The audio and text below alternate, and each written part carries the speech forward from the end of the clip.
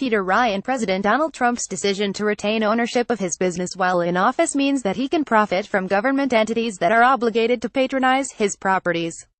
For the Secret Service, which sets up a protective perimeter around the president and vice president's non-White House residences, this means paying the president's company, and by extension the president, to rent space in Trump Tower in New York. It also, apparently, makes it possible for the Secret Service to get into a dispute with the Trump Organization over the lease. For the past few decades, setting up such details, and occasionally paying rent to the officeholder, has been common practice. Vice President Joe Biden, for example, reportedly received $2,200 per month when the agency rented a cottage he owned near his home in Delaware. But Trump Tower, the hybrid residential and commercial building in the middle of Manhattan, is a unique case. Within days of the election, pedestrians and tourists were chafing at the increased security around the building, which Trump used as the headquarters for his transition team and where his wife Melania and youngest son Barron stayed for the first few months of his presidency. Though Trump himself has not yet stayed in the building since taking office, the Secret Service has, at a potentially unprecedented cost. The New York Post estimated in November 2016 that renting out 2 of the building's floors, as the Secret Service intended to do, could cost as much as $3 million per year, meaning Trump could be profiting substantially off of the security detail. Meanwhile, according to Politico, just 5 days after the election, a prominent New York real estate firm presented the heightened security as a selling point for a $2.1 million condominium in the building, illustrating yet another way the president could stand to profit from the security presence. According to the Washington Post, the arrangement has also created tension between the Secret Service and the president's company. In July, amid a dispute over the conditions of the lease, the Secret Service moved out of the building and into an adjacent trailer. Whether the Trump Organization and the Secret Service remain in negotiations over the lease is currently unclear. The situation demonstrates how the president's decision to retain his business interests conflicts with his duties as president. National security experts have noted that even if Trump is not physically present, Trump-branded properties around the world are in increased danger precisely because of their association with the president. The Trump Organization and the Secret Service's inability to work out a deal for Trump's detail to stay in Trump Tower potentially puts not only the president but also the residents, employees, and customers of the business in increased danger. And if, as 2 anonymous sources said, price was one of the sticking points in the negotiation, that would mean the president's business interest, that is, making as much money from renting out his properties as possible, has come into direct conflict with national security. Another way Trump could profit from his protective detail is by having family members travel in his 2 planes and 3 helicopters. Over the course of the campaign, the Secret Service, which traditionally pays for its own travel during elections, spent $2.74 million to fly on a plane owned by one of Trump's own companies. While in office, Trump flies on Air Force One, while Mike Pence rides Air Force Two. However, their families might still be flying on Trump's private planes, along with their protective details, which would effectively direct even more money to Trump. Previous first families have flown with a detail, whose legal purview covers the immediate family members, but none have done so on planes they themselves own. This system creates a set of conflicting interests for Trump regarding his own travel and residences. Though presidents as different as Dwight Eisenhower and Barack Obama have evoked partisan ire over time spent away from the White House, whether on golf courses or on vacation in Hawaii, only Donald Trump will actually have made money from his and his family's travels. And if, while in office, Trump visits properties he owns other than Trump Tower, his buildings in other U.S. cities like Chicago and Miami, for example, or his golf course and resort in Scotland, or one of the many international hotels bearing his name, he stands to gain from the stays for which his security detail and, by extension, taxpayers may be paying.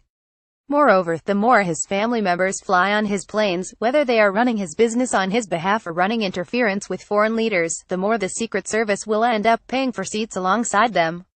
The background President Donald Trump still has not taken the necessary steps to distance himself from his businesses while in office.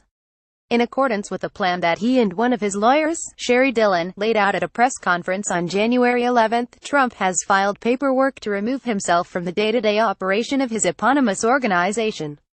However, numerous ethics experts have voiced strenuous objections to the plan, which they say does very little to resolve the issue as long as Trump continues to profit from his business empire, which he does whether or not he is nominally in charge. They say, the possibility that outside actors will attempt to affect his policies by plumping up his pocketbook will remain very much in play.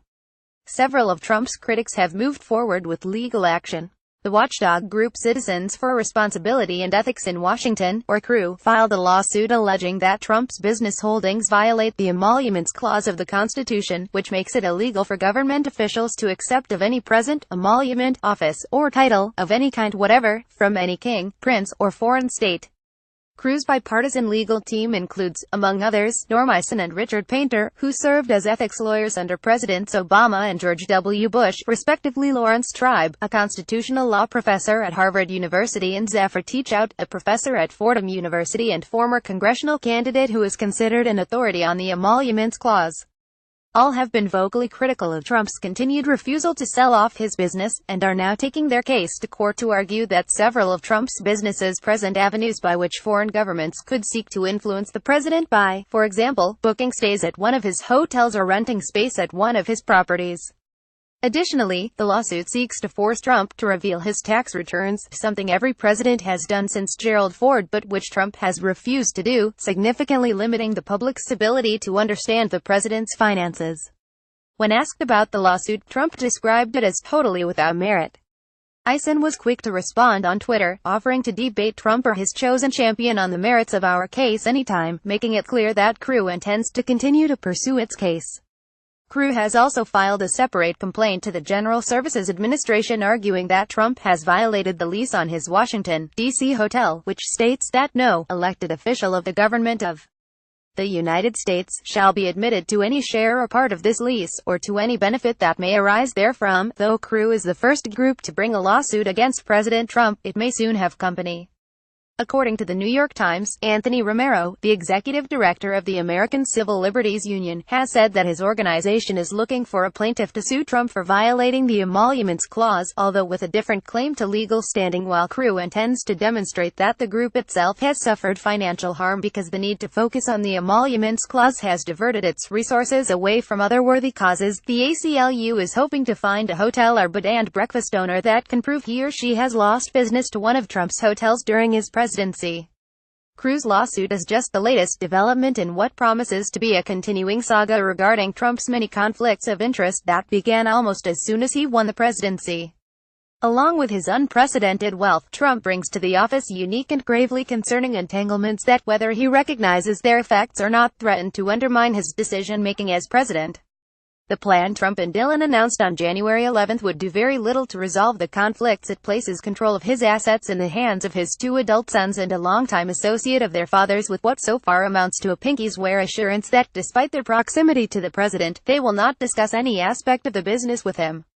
On top of that, the plan supposedly would terminate several of the Trump Organization's pending deals and place a ban on new foreign deals, two conditions undermined by the announcement that the organization would be moving forward with expanding its golf course in Aberdeen, Scotland. Even before his most recent plan was laid out, Trump has attempted to deflect criticism by repeatedly asserting that the law barring executive branch officials from maintaining financial holdings or business ties that overlap with their duties does not apply to the president or vice president. In this, he is correct. The law, passed in 1989, exempts the two chief executives from conflict of interest rules on the understanding that their purview is so broad that it would be impossible for them to completely disentangle themselves. Regardless, legality does not imply propriety. Unless Trump acts to put actual distance between himself and his business ventures, these questions are likely to continue throughout his time in the Oval Office. On top of the aforementioned legal actions, the director of the Office of Government Ethics, Walter Shaub, has declared Trump's efforts insufficient, remarking, "I don't think divestiture is too high of a price to pay to be the President of the United States," and a number of Senate Democrats have introduced legislation that would force Trump to divest or face impeachment. Below is an attempt to catalog the more clear-cut examples of conflicts of interest that have emerged so far. The most recent entries appear at the top. That golf course in Aberdeen in January, The Guardian reported that President Donald Trump's company, the Trump Organization, is looking to move forward with a multi-million-dollar plan to expand its Aberdeen resort, including a new 450-room, 5-star hotel and a second 18-hole golf course. 6 months later, the project is creating an additional conflict of interest for the president as it puts his company at odds with Scottish regulators, who are concerned about the expansion's impact on the surrounding environment. When it was announced in January, the expansion drew criticism almost immediately, especially coming as it did only 3 days after the press conference at which Trump unveiled his half-hearted plan to resolve his conflicts of interest. At the conference, the president and one of his lawyers, Sherry Dillon, announced that the Trump Organization would cease pursuing new foreign investments. Additionally, though neither Trump nor Dillon articulated the promise at the event, a press release detailing the steps Trump would be taking also states that he has directed the Trump Organization to terminate all pending deals, over 30 in number. A representative soon clarified the grounds on which the Trump Organization deemed the Aberdeen expansion permissible in light of these vows. She argued that implementing future phasing of existing properties does not constitute a new transaction, so we intend to proceed. In other words, plans for the expansion had been drawn up and agreed upon before Trump made his pledge. Simply moving forward with the project does not, in their view, breach their commitments to avoid pursuing new foreign investments or moving forward on pending deals. As with so many of the defenses of Trump's behavior when it comes to conflicts of interest, the Trump Organization representative's justification overlooks the actual concerns regarding conflicts of interest that Trump's relationship with the British government and other foreign policy questions may be colored by his expectations of what a policy will do to his property values, for instance, or whether wealthy guests will pay for a stay in the interest of currying favor with him. Instead, the argument seems to hinge on revising the pledge to create a more vague, and therefore more permissive, stance. As Richard Painter, who served as the chief ethics advisor for President George W. Bush, put it, the policy clearly illustrates that around the world, he will just simply expand around the various holdings, and as they continue to expand, the conflicts of interest expand. The expansion plans also demonstrate how the Trump Organization's properties create the potential for the president's business to come into conflict with foreign governments. As of July 28, the Scottish Environmental Protection Agency has put the development of the Aberdeen property on hold due to concerns over how the golf course will handle groundwater conservation and sewage pollution. Scottish National Heritage, the government's conservation agency, has also warned the Aberdeen Council, the planning authority with jurisdiction over the resort, that the Trump Organization's proposal doesn't provide sufficient protection for the region's dunes. Though the Scottish government's concerns appear to be genuine and unrelated to the property's owner, its action exacerbates yet another situation in which Trump's business interests could influence his relationship with a foreign government while he is president. Though he is not involved in the Trump Organization's day-to-day operations, he still owns, profits from, and, according to his son Eric, receives periodic updates about the company. The knowledge that the Scottish government is holding up one of his investments could impact his dealings with the country, especially considering that, according to his disclosure documents, Trump has been losing money on the properties for years. With Scotland considering a second referendum on independence from the United Kingdom in the near future, the relationship between Scotland and the United States could become significantly more complicated, making it even more important that the U.S. be able to approach diplomacy without unnecessary distractions from the president's business. Moreover, the Scottish regulator's decision suggests a template for how a less scrupulous government could attempt to use the president's business interests to influence his behavior. Large real estate ventures like golf courses, hotels, and office buildings are subject to all kinds of regulations, ranging from environmental considerations to zoning laws to workplace safety standards. Officials in countries where the Trump Organization operates, or has plans to operate in the near future, could easily use such rules to attempt to strike political deals, explicitly or implicitly, with the president in exchange for allowing his businesses to continue to profit. Though this may not become a problem with Scotland specifically, the United Kingdom typically scores well with international ethics watchdog groups like Transparency International. The president also owns or has his name on properties in countries with longer track records of corruption in some, such as Azerbaijan and Indonesia. The specific partners with which the Trump Organization has worked have questionable track records. If such a group tried to use one of Trump's money-making endeavors as a bargaining chip, the president's business interests would come into conflict with his political responsibilities. Back to table of contents. Those pension funds. Though much of the focus on President Donald Trump's conflicts of interest has gone to whether his hotels around the world violate the Constitution's Foreign Emoluments Clause, there is an additional clause that the president's ownership of the Trump Organization may violate the Domestic Emoluments Clause, which holds that the president shall not receive any other emolument from the United States, or any of them, aside from his official salary. Though Trump has renounced that official salary, there appear to be ways he could make money from sources through his business empire. For example, multiple federal agencies are renting space in Trump Tower in New York and other properties in order to keep the president and his family safe when they travel. Now, two advocacy organizations, Free Speech for People and the Courage Campaign, are trying to bring attention to another potential violation of the Domestic Emoluments Clause. The two groups are circulating petitions about public pension funds in several states, including California, New York, and Texas, that invest in CIM Fund 3, the real estate company that owns the Trump Soho Hotel and condominium in New York City. Though the details of most of the Trump Organization's licensing agreements are private, the licensing deal for Trump Soho, according to the New York Times, gives the Trump Organization equity in the property, meaning that the president's company profits based on how well Trump Soho performs.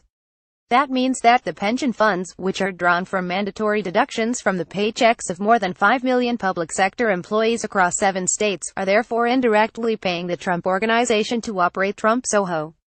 These pension funds create a conflict of interest that corrupts the relationship between state and federal governments. Jed Shugerman, a law professor at Fordham University, says the Domestic Emoluments Clause was written to avoid such a scenario. The reason why the framers put the Domestic Emoluments Clause in the Constitution is because they were concerned about the relationships of states versus other states. Could rich states, wield more influence over the federal governments? One way that they worried rich states could wield more influence is by paying presidents directly. To avoid even the appearance of improper influence, they created a blanket rule: no emoluments from states. So, the pension funds create exactly the possibility the framers feared. According to Reuters, California alone paid CIM $1,722,418 over the first 3 months of 2017, an unknown portion of which ended up in the pocket of the Trump Organization and, by extension, the president.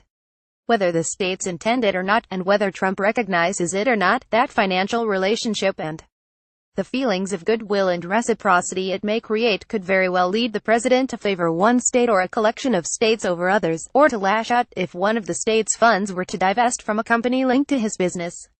Back to table of contents. Those Republican fundraisers be now. The myriad ways President Donald Trump may have profited from his presidential campaign, and could further profit from a 2020 re-election bid, are well established. Holding rallies, fundraisers, and other election-related events at his hotels generated both publicity and paying guests. Flying around the county meant that the Secret Service paid the president's company for seats on his private plane every time he traveled, and housing his campaign headquarters in Trump Tower, and nearly quintupling the rent after becoming the Republican Party's official nominee, guaranteed that some portion of his campaign expenditures would go back into his own pocket. Now that he's taken office, Trump is profiting from other Republicans' campaigns too. According to BuzzFeed, Republican Party financial disclosure documents show at least $293,000 spent at Trump properties during the first half of 2017. While the majority of that sum came from Trump's already underway re-election bid, roughly $72,000 came from the Republican National Committee, the National Republican Congressional Committee, and fundraising groups affiliated with other elected GOP officials, including Republican congressmen. The overall spending represents a significant increase over the first half of 2016, during which the party and its affiliated committees spent roughly $100,000 at Trump-branded properties, almost all of which was related to Trump's presidential bid. The gap between last year and this one on individual expenditures is even more striking. According to BuzzFeed, only one member of Congress spent money in a Trump property in 2016, putting down $200 for food and drinks. In the first half of 2017, on the other hand, the fundraising committees for Congressman Tom MacArthur, Dana Rohrabacher, and Bill Shuster spent $15,000, $11,000, and $7,000, respectively, for events held at golf clubs and hotels owned by the president and operated by his company.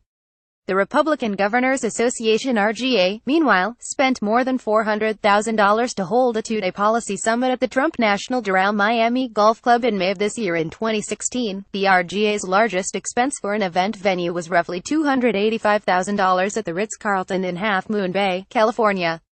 The fact that Trump is making money from other politicians' campaigns threatens to undermine the relationship between the president and the legislative branch. While factors other than policy and legislative acumen often color interactions between members of different branches, they probably wouldn't play as much golf together if interpersonal relationships didn't matter. There has never before been a situation in which legislators were openly paying the president. The added financial component creates the new possibility that a congressperson may attempt to pay the president to influence his decision on a topic the congressperson finds important, if not explicitly, then by implicitly inspiring goodwill and an obligation to reciprocate. The longer the situation persists, the more likely it becomes that such payments would affect the president's approach to policy. Trump's unprecedented willingness to attack members of his own party and the willingness of pro-Trump media to pile on compound this problem. The president has responded harshly toward Republican congresspeople whom he considers insufficiently supportive of his agenda, even going so far as to meet with their primary challengers, while a pro-Trump political action committee at one point purchased, then withdrew, campaign ads against a senator who was wavering on the Senate GOP's healthcare bill. And the alt-right website Breitbart, which was formerly run by Trump's chief strategist, Steve Bannon, and has associated itself with Trump since he began his campaign, continually ascribes political failures to congressional leaders like Speaker of the House Paul Ryan rather than to Trump.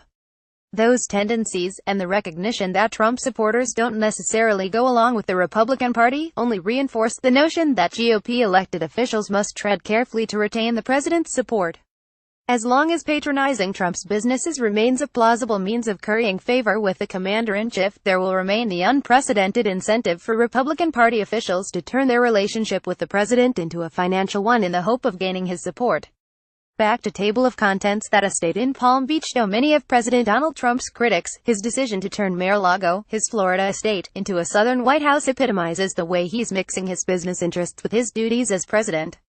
With each visit to the property, he boosts the resort's visibility and may very well prompt more people to enroll as members in attempts to get a glimpse of the commander-in-chief. That the club doubled its initiation fees in January, from $100,000 to $200,000, only adds to the impression that Trump, or, at least his namesake company, is banking on his presidency as a means of boosting revenues. And without a publicly available guest list and no word on what security protocols are in place, the possibility that somebody could be using a club membership to gain access to the president has led Democratic members of Congress to draft a bill specifically to mandate better disclosure of the goings-on at the venue. On Monday, July 18, the ethics watchdog organization Citizens for Responsibility and Ethics in Washington, or CREW, won a major victory on that front when the Department of Homeland Security agreed to provide CREW with Mar-a-Lago's guest logs, starting in early September.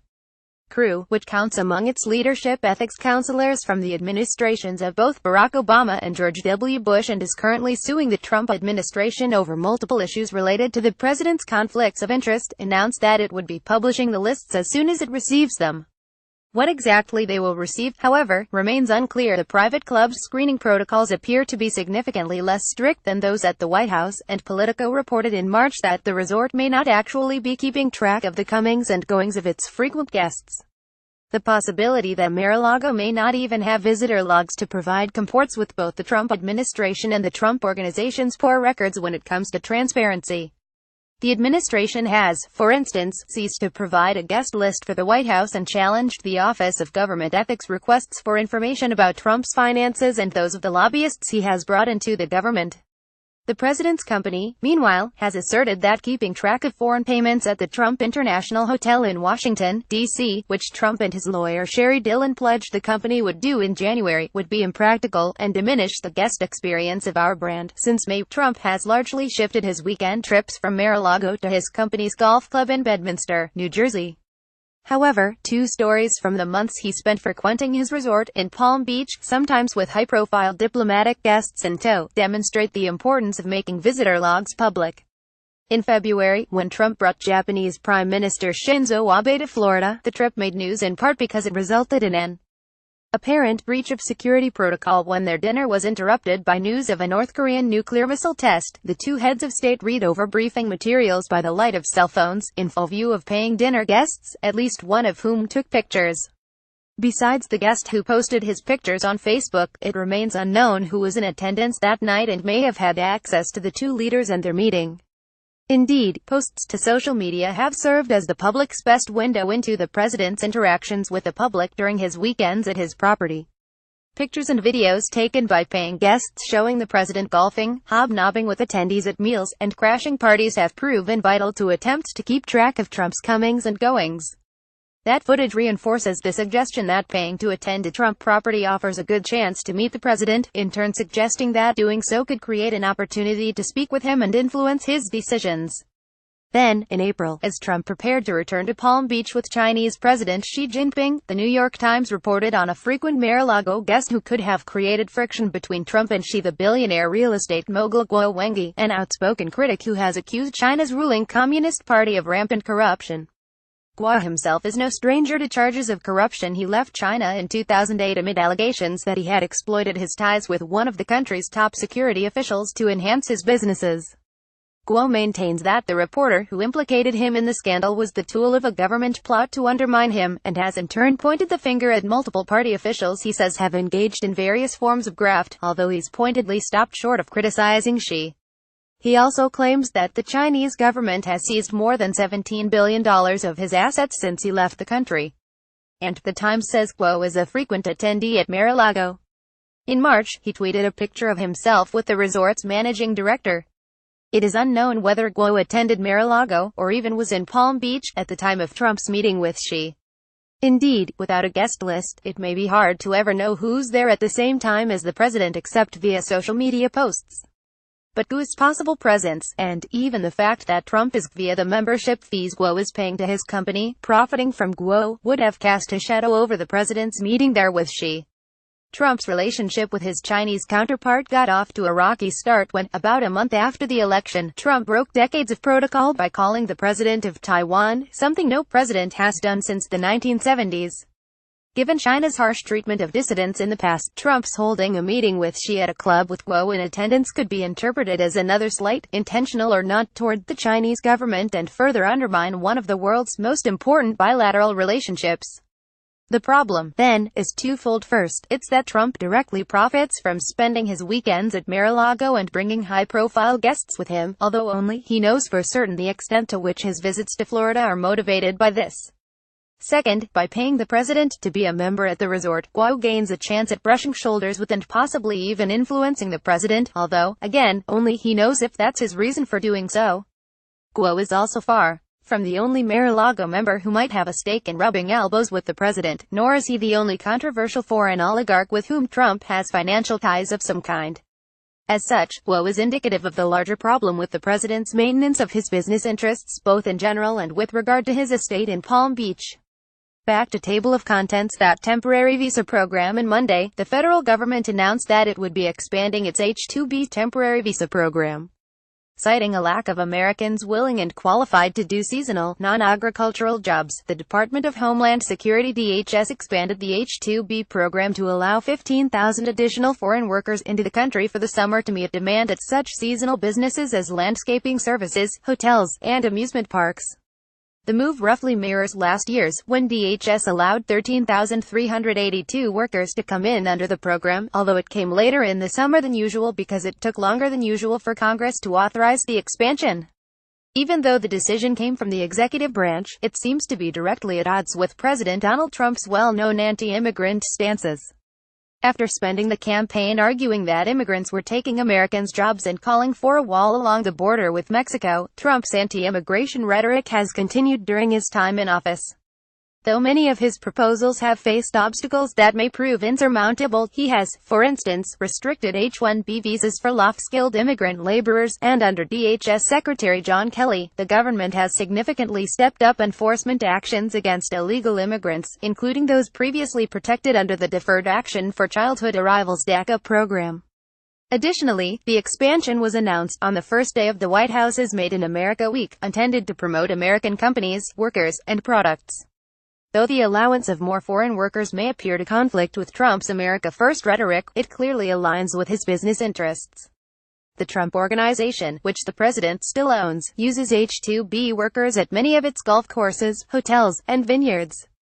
According to CNN, the Trump Organization has received 1,024 H-2B visas since 2000 for workers at such properties as Mar-a-Lago and the Trump National Golf Club in Washington, D.C., along with other types of foreign visas.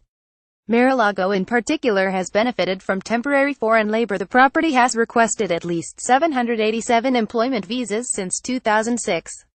The Trump Organization has continued to apply for temporary visas since Trump was elected president. For example, in December 2016, the Trump Vineyard Estates and Winery in Charlottesville, Virginia, applied for 6 additional H-2A visas to fit its seasonal demands, then added 23 more in February.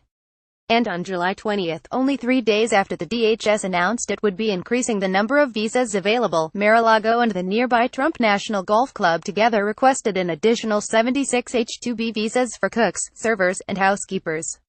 The Trump administration has justified the increase by asserting that many of the companies that will benefit are at risk of suffering irreparable harm if they don't get additional H-2B workers. However, the Trump Organization's own record seems to contradict this statement. Mar-a-Lago has requested hundreds of foreign visas, including 70 in 2015 alone, while reportedly rejecting 283 of 300 domestic applicants since 2010. This arguably affirms one of the major criticisms of the program, which holds that companies don't always sufficiently attempt to fill open positions using domestic labor before applying for temporary foreign visas. The Trump administration's decision to expand the H-2B program is yet another example of a fairly conventional government action complicated by the president's continued ownership of his real estate empire. The debate about the role of immigrants in the U.S. economy means that the decision would likely have been controversial regardless of who was in office. However, that the president himself will likely financially benefit from the program means that it also raises the question of whether Trump and his administration are looking out for the needs of the country or the needs of the Trump Organization. Back to table of contents. Those State Department expenses is the first and, so far, only Trump-branded property to open since the election. The Trump International Hotel and Tower in Vancouver has prompted significant scrutiny. When it opened just 5 days after President Donald Trump's inauguration, ethics experts questioned whether the property presented an opportunity for anyone to attempt to influence the president by booking a stay there, a suspicion that seemed to be confirmed when a pro-business lobbying group relocated a meeting from a diplomat's house to the new hotel the day after it opened. As with all of Trump's foreign properties, the property arguably violates the Constitution's Foreign Emoluments Clause, which says that federal officials can't receive any present, emolument, office, or title, of any kind whatever, from any king, prince, or foreign state. But the first known government expenditure at the Vancouver hotel came not from a foreign entity, it came from the State Department. According to documents obtained by the Washington Post, the State Department spent more than $15,000 to book 19 rooms at the new hotel when the president's adult sons, Donald Jr. and Eric, and his younger daughter, Tiffany, visited the property for its grand opening in February. While the Trump Organization both owns and operates some of its flagship properties in the United States, such as Trump Tower in New York, the hotel in Vancouver is one of many licensing deals through which third-party companies pay to operate their hotels under the Trump brand. Though the president's name appears in large gold letters on the building's facade, the property is actually owned and managed by a Canadian company called the Holborn Group, which is in turn owned by the Malaysian billionaire Ju Kim Tia.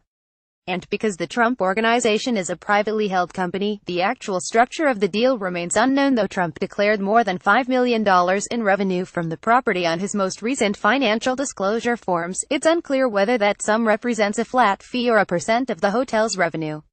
However, Slate noted that previous court filings show that some similar Trump properties operate on the latter model, suggesting that what Trump earns from the hotel hinges on its success. If that is indeed the case, the State Department's expenditures represent a conflict of interest for him. As I wrote in February, when the Secret Service spent more than $97,000 to accompany Eric Trump on a business trip to Uruguay, it's first and foremost improper that the Trump Organization appears to be directly profiting from taxpayer money because of the increased security necessary when its leaders visit their holdings. Moreover, the State Department's expenditure arguably violates the Constitution's Domestic Emoluments Clause, which states that the president shall not receive any other emolument from the United States, or any of them during his time in office aside from his official salary. Already, the Trump Organization is receiving taxpayer money from multiple federal agencies, including the Secret Service, which not only effectively subsidized Eric Trump's business trip to Uruguay but also pays to accompany the president's family on their private airplanes. And the Department of Defense, which CNN revealed in February would be renting space in Trump Tower. These expenditures raise the possibility that groups within the U.S. government as well as those outside of it may influence the president, intentionally or not, by patronizing his businesses. Because even small payments can change a person's behavior, these payments may warm the president to one department over others, potentially shading his assessments of the advice and intelligence he receives from them. Even if the Trump Organization doesn't profit directly from the hotel's success, that is, if the company makes a flat annual fee instead of a percentage of the property's revenue, the State Department's expenditure demonstrates the problems Trump's continued intermingling of business and government continues to create. As of now, because Trump has disclosed only the minimum financial details he is required to by law, it's impossible to determine how exactly he makes money from properties like the hotel in Vancouver. That in turn makes it impossible to determine the precise nature of his conflict of interest, an epistemological problem that has arisen with several other business endeavors of his. Back to table of contents. That Clean Water Rule. On February, President Donald Trump signed an executive order directing the Environmental Protection Agency to review the Obama administration's Waters of the United States, or WOTUS, rule. The regulation, which was created in 2015 but was put on hold by a court later that year, aims to expand the federal government's ability to apply anti-pollution statutes to a variety of bodies of water. This week, the Environmental Protection Agency announced that it would be acting on the president's order and rolling back the regulation. When he first called upon the EPA to review WOTUS, Trump cited its economic cost, calling it a disaster and a massive power grab that was putting people out of jobs by the hundreds of thousands, a claim The Washington Post gave its lowest fact-checking rating. And while pro-business groups such as the U.S. Chamber of Commerce lauded the EPA's decision, environmental groups criticized the move, arguing that WOTUS represented a significant step forward in protecting the drinking water of more than a third of Americans. The decision also appears to represent a conflict of interest for the president. Along with increasing federal oversight of large bodies of water, WOTUS would have expanded the EPA's authority to include regulation of smaller streams and ponds. As such, some of the business benefits of rolling back the rule will redound to the golf industry, which has been a major opponent of the regulation since before it was signed in the summer of 2015. The Golf Course Superintendents Association of America, a 17,000-member lobby, spent $30,000 to fight WOTUS in the quarter it was finalized, arguing that the rule would make it excessively costly to maintain golf courses without running afoul of new regulations on water use and polluted runoff.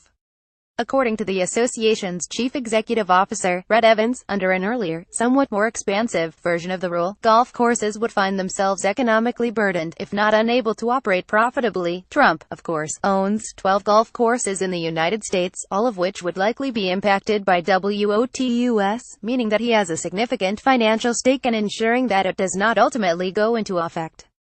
And though the decision to fully scrap the regulation was technically made by the EPA and its chairman Scott Pruitt, it was ultimately Trump who called for its review in his February executive order, not to mention that he was the one who appointed the notoriously anti-regulation Pruitt in the first place. The executive branch's decision to scale back enforcement of WOTUS specifically and clean water regulation in general is also an example of how Trump's broader anti-regulatory agenda often overlaps with his personal financial interests. Through his first few months in office, Trump's domestic agenda has involved chipping away at the regulations his predecessor put in place, following a self-imposed rule that federal agencies must cut 2 regulations for each they implement. This will likely frequently result in policy decisions that will at least tangentially benefit Trump. For example, many of the tax cuts that Trump seems to favor, such as repealing the estate tax, would reduce his own tax burden as well as those of others in his income bracket. The result is that it's often difficult to separate Trump's conflicts of interest from what very well may be a genuine pro-business, anti-regulatory agenda. Back to table of contents. That development outside of New Delhi. President Donald Trump's international real estate empire continues to grow. According to The Washington Post, 2 new Trump-branded buildings, 1 residential development and 1 office tower, will soon be going up in Gurgaon, a suburb of New Delhi, India, known for rapacious development and poor planning. As with many of the company's other international projects, the deals create new conflicts of interest as they bring the Trump Organization into contact with more investors, partners, and governments that may seek to influence the president's decisions. The nature of the real estate business means that the company and its international partners will have all sorts of interactions with local and national governments, ranging from acquiring permits for construction to health and safety inspections once a project is complete. That creates opportunities to attempt to curry favor with Trump, whether intentionally or not, by creating favorable conditions in which he can do business. To complicate matters, these deals in India find Trump in partnerships with less than savory companies. The companies involved, IREO and M3M India, have both been frequent targets of anti-corruption actions by the Indian government, which is currently investigating the former for illegal land purchases and money laundering and the latter for bribing officials to speed along construction. And Gurgaon is widely seen as a hotbed of corruption, where poor citizens and small landowners are often pushed out by developers through bribery or bullying. As has been the case with some of the Trump Organization's other international projects, the tower in Baku, Azerbaijan, that the New Yorker deemed Donald Trump's worst deal springs to mind, along with his ongoing developments in Indonesia. The company's involvement with potentially corrupt officials and companies could create problems going forward. For instance, if someone found demonstrably illegal labor practices at the sites in Gurgaon, he or she could use that information to blackmail the president's company and its owner, that is, the president himself, into pushing for a particular policy. And to reverse that example, Indian officials seeking a favorable outcome on an issue of international concern from the American government could, explicitly or implicitly, turn a blind eye to any ethical concerns in Gurgaon in return for the president's good graces, which could end up creating unsafe conditions that hurt the laborers working on the building. Meanwhile, the development's investors, currently unknown for the deal with IREO, according to The Washington Post, as the money flowed through banks in Mauritius and Cyprus, have substantial leverage over the president that they could wield by cutting off the flow of funds to the projects. On top of the concerns regarding the specific details of the projects, the developments in Gurgaon demonstrate how little the Trump Organization's pledge not to pursue any new foreign deals, which the president announced shortly before taking office, actually means in practice. Technically speaking, the projects in Gurgaon aren't new deals, as the Trump Organization agreed to the partnerships before Trump became president. However, at a press conference held in January, Trump and one of his lawyers, Sherry Dillon, announced not only that no new foreign deals will be made whatsoever, but also that the Trump Organization had already terminated all pending deals. That these projects in India are moving forward regardless seems to demonstrate that the Trump Organization's definition of new foreign deals is so narrow that the guidelines will do little to prevent the company from continuing to expand while Trump is in office, thus creating new conflicts of interest. Back to table of contents. That golf course in Westchester. According to a report by ABC News, the Trump Organization is looking for a tax break for the Trump National Golf Club Westchester in Briarcliff Manor, New York. The company is attempting to have its tax bill on the golf course by arguing that the tax assessor's $15 million valuation of the property is twice what the course is actually worth. If the appeal succeeds, the Trump Organization could see the property taxes it owes on the 143-acre club reduced by as much as $250,000. Contesting a tax assessor's valuation of a property in the hopes of getting a tax break is a fairly common move for large property owners generally, and the Trump Organization specifically. In 2016, after the town's tax assessor valued the property at $15 million, the Trump Organization tried to assert that the course was only worth $1.35 million, but ultimately relented and paid the bill. The difference this year is, of course, that the property's owner is now president, which means that suddenly, Briarcliff Manor is one of many local governments that must weigh the consequences of how they deal with Trump's businesses. It must decide if giving the Trump Organization a sweet deal is worth the loss in tax revenues, whether because doing so will create a positive affinity that could spill over into preferential treatment from the federal government, or because not doing so would mean crossing the famously temperamental president and potentially facing consequences down the line. The situation demonstrates how the president's decision to hold on to his business while in office could have ramifications for everyday Americans. While Briarcliff Manor isn't exactly struggling, according to the latest figures from the U.S. Census Bureau, median household income for the town's 6,300 adult residents is roughly $141,000, and the poverty rate of 4.3% is 10 points lower than the national level. The local government nevertheless relies in part on property taxes for funding. If the town does give the Trump National Golf Club the tax break it has requested, that would mean less money for the town's schools, police department, and other civic services. Back to table of contents. Those Russian trademarks. And of the questions underlying the ongoing investigation into the Trump campaign's interactions with Russian officials is whether the president himself is in debt to the country's government or state-run banks.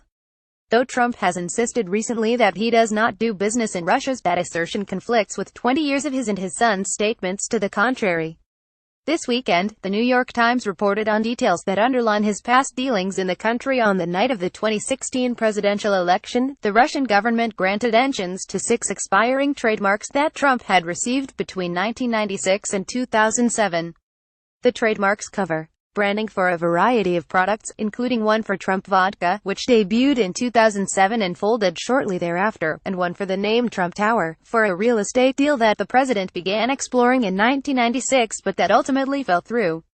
By all appearances, the renewals in November were fairly routine and don't indicate that the Trump Organization has any actual plans for pursuing business opportunities in Russia in the near future. As was the case with the trademarks the company received in China in February, it's likely that registering the Trump name is more defensive than anything else, a means of securing the name to ward off potential knockoffs or patent trolls, who in some cases register well-known brand names so that, should a corporation try to expand overseas, they will have to pay to wrest the trademark back. Even if the renewals were a mere formality, they point to the ongoing complications the president's decision to retain his business while in office creates. Trademarks certainly aren't direct financial compensation, but they have distinct monetary value as a means of protecting a company's business interests, especially for a corporation like the Trump Organization, which relies so heavily on its brand appeal that the Trump name is arguably among the family's most valuable assets. That leaves open the possibility that the president may be inclined to think more highly of a country because it has recently helped his company by approving a trademark request, which in turn opens the possibility that a foreign government seeking to influence the president might seek to curry favor with him by expediting the process or granting trademarks they would nt for a less important person. Other trademarks that Trump has received in foreign countries since taking office are not only ethically questionable but arguably violate the Constitution. Though part of the ethics arrangement the president and his lawyer laid out before the inauguration was that the Trump Organization would cease pursuing new deals in foreign countries during Trump's presidency, the company has continued to register trademarks around the world. China granted him not only the trademark on his name in February but also 38 others in March, on everything from hotels to insurance to escort services, followed by 6 more last week. His eldest daughter Ivanka, who serves as an advisor within the administration, has also received trademarks there since her father took office. Mexico, too, approved Trump trademarks in March. These developments, which all came about after Trump took office, arguably violate the Constitution's Foreign Emoluments Clause, which bars federal officials from accepting of any present, emolument, office, or title, of any kind whatever, from any king, prince, or foreign state. Moreover, as has frequently been the case with the Trump Organization's dealings in recent months, the timing of the renewals, the New York Times reported on, raises additional questions about whether Russia may have been trying to influence the president. Since November 8, the Trump Organization has seen unexpected progress on projects in multiple countries, including not only China but also Argentina and Georgia, where long-stalled developments both began moving forward in November. Though it remains unclear whether any of these actions were specifically meant to influence Trump, the cumulative effect suggests that international offshoots of the Trump brand are benefiting from the Trump presidency. Back to table of contents. That Trump Organization event planner. Much has been written about how few high-level government positions President Donald Trump has filled compared to his predecessors. Still more has been written about the unusual qualifications of those he has appointed. This week, the president named another appointee whose background doesn't really comport with her new position, Lynn Patton, who will head the U.S. Department of Housing and Urban Development's Region 2, which comprises New York and New Jersey. Like Secretary of Housing and Urban Development Ben Carson, to whom she will soon report, Patton has little to no directly relevant background in urban planning or housing. According to the New York Daily News, which first reported Patton's nomination on Thursday, though, Patton has plenty of experience with the Trumps. Patton's LinkedIn account indicates that since 2009, she has planned and run events for the Trump Organization, including various marketing projects, philanthropic events, golf tournaments. From 2011 until January of this year, she was also the vice president of the now-defunct Eric Trump Foundation, which is currently under investigation by the Attorney General of New York after a report in Forbes alleged that the family had used the foundation to siphon more than $1.2 billion in charitable donations to the Trump Organization. Patton's appointment, once again, demonstrates how Trump continues to mix his presidency with his business interests. In her new office, Patton will oversee the disbursement of billions of dollars in federal housing funds to the states in which the president's company owns the most property. Though the Trump brand and federal housing would seem to occupy significantly different sectors, there's actually significant overlap between the two. As was documented by the American Prospect in April, the Trump Organization has repeatedly benefited from federal funding. For example, Trump owns part of a low-income housing development in Brooklyn that has received numerous grants from HUD and that the president once called one of the best investments I ever made. Trump even came into conflict with the agency over the property in 2007 when he attempted to sell his stake, only to have the transaction blocked. That he has chosen a loyal business associate to administer a position that will have oversight over his own company seems to indicate how, rather than putting the best interests of the American people above all else, the president can make decisions that stack the regulatory deck in his own favor. Back to table of contents. That Saudi Arabian lobbying effort. Less than 5 months into President Donald Trump's administration, Saudi Arabia has created a template for foreign governments looking to influence the president through his businesses. On Monday, the Daily Caller reported that the country's government spent nearly $270,000 on lodgings and catering at the Trump International Hotel in Washington, D.C., between November 2016 and February 2017. The expenditures were part of a lobbying campaign in which the Saudi government paid for U.S. veterans to travel to D.C. to advocate against the Justice Against Sponsors of Terrorism Act. The law, which passed in September despite a veto from President Barack Obama, allows American citizens to sue foreign governments that allegedly sponsor terrorist attacks and organizations. The payment clearly demonstrates the problems with the arrangements Trump has made to prevent ethics violations, which he and his lawyer Sherry Dillon described in January before he took office. Among other steps meant to resolve the president's conflicts of interest, one measure was specifically designed to address concerns that foreign governments might attempt to influence Trump by paying to stay at his hotel in Washington, D.C. To head off such a possibility, Dillon said in January, the Trump Organization would voluntarily donate all profits from foreign government payments to his hotels to the United States Treasury. In the 4 months since the inauguration, the Trump Organization itself has demonstrated the insufficiency of this pledge on multiple occasions. First, in March, the company admitted that it hadn't yet made the payments it had promised, and said it would not be doing so until the end of the calendar year. Then, in May, the organization sent Congress a pamphlet outlining the relatively meager steps it would take to uphold its commitment, stating that it would anti-actively attempt to identify foreign agents staying at the hotel because doing so would be impractical. Instead, the document suggested the company would be relying on the foreign governments to identify themselves. After the Daily Caller's report, the Trump Organization announced that it would indeed be transferring profits from the Saudi payments to the Treasury at the end of the calendar year. However, it's unclear whether, under the Trump Organization's guidelines, they would have done so if not for the attention the story received from the media.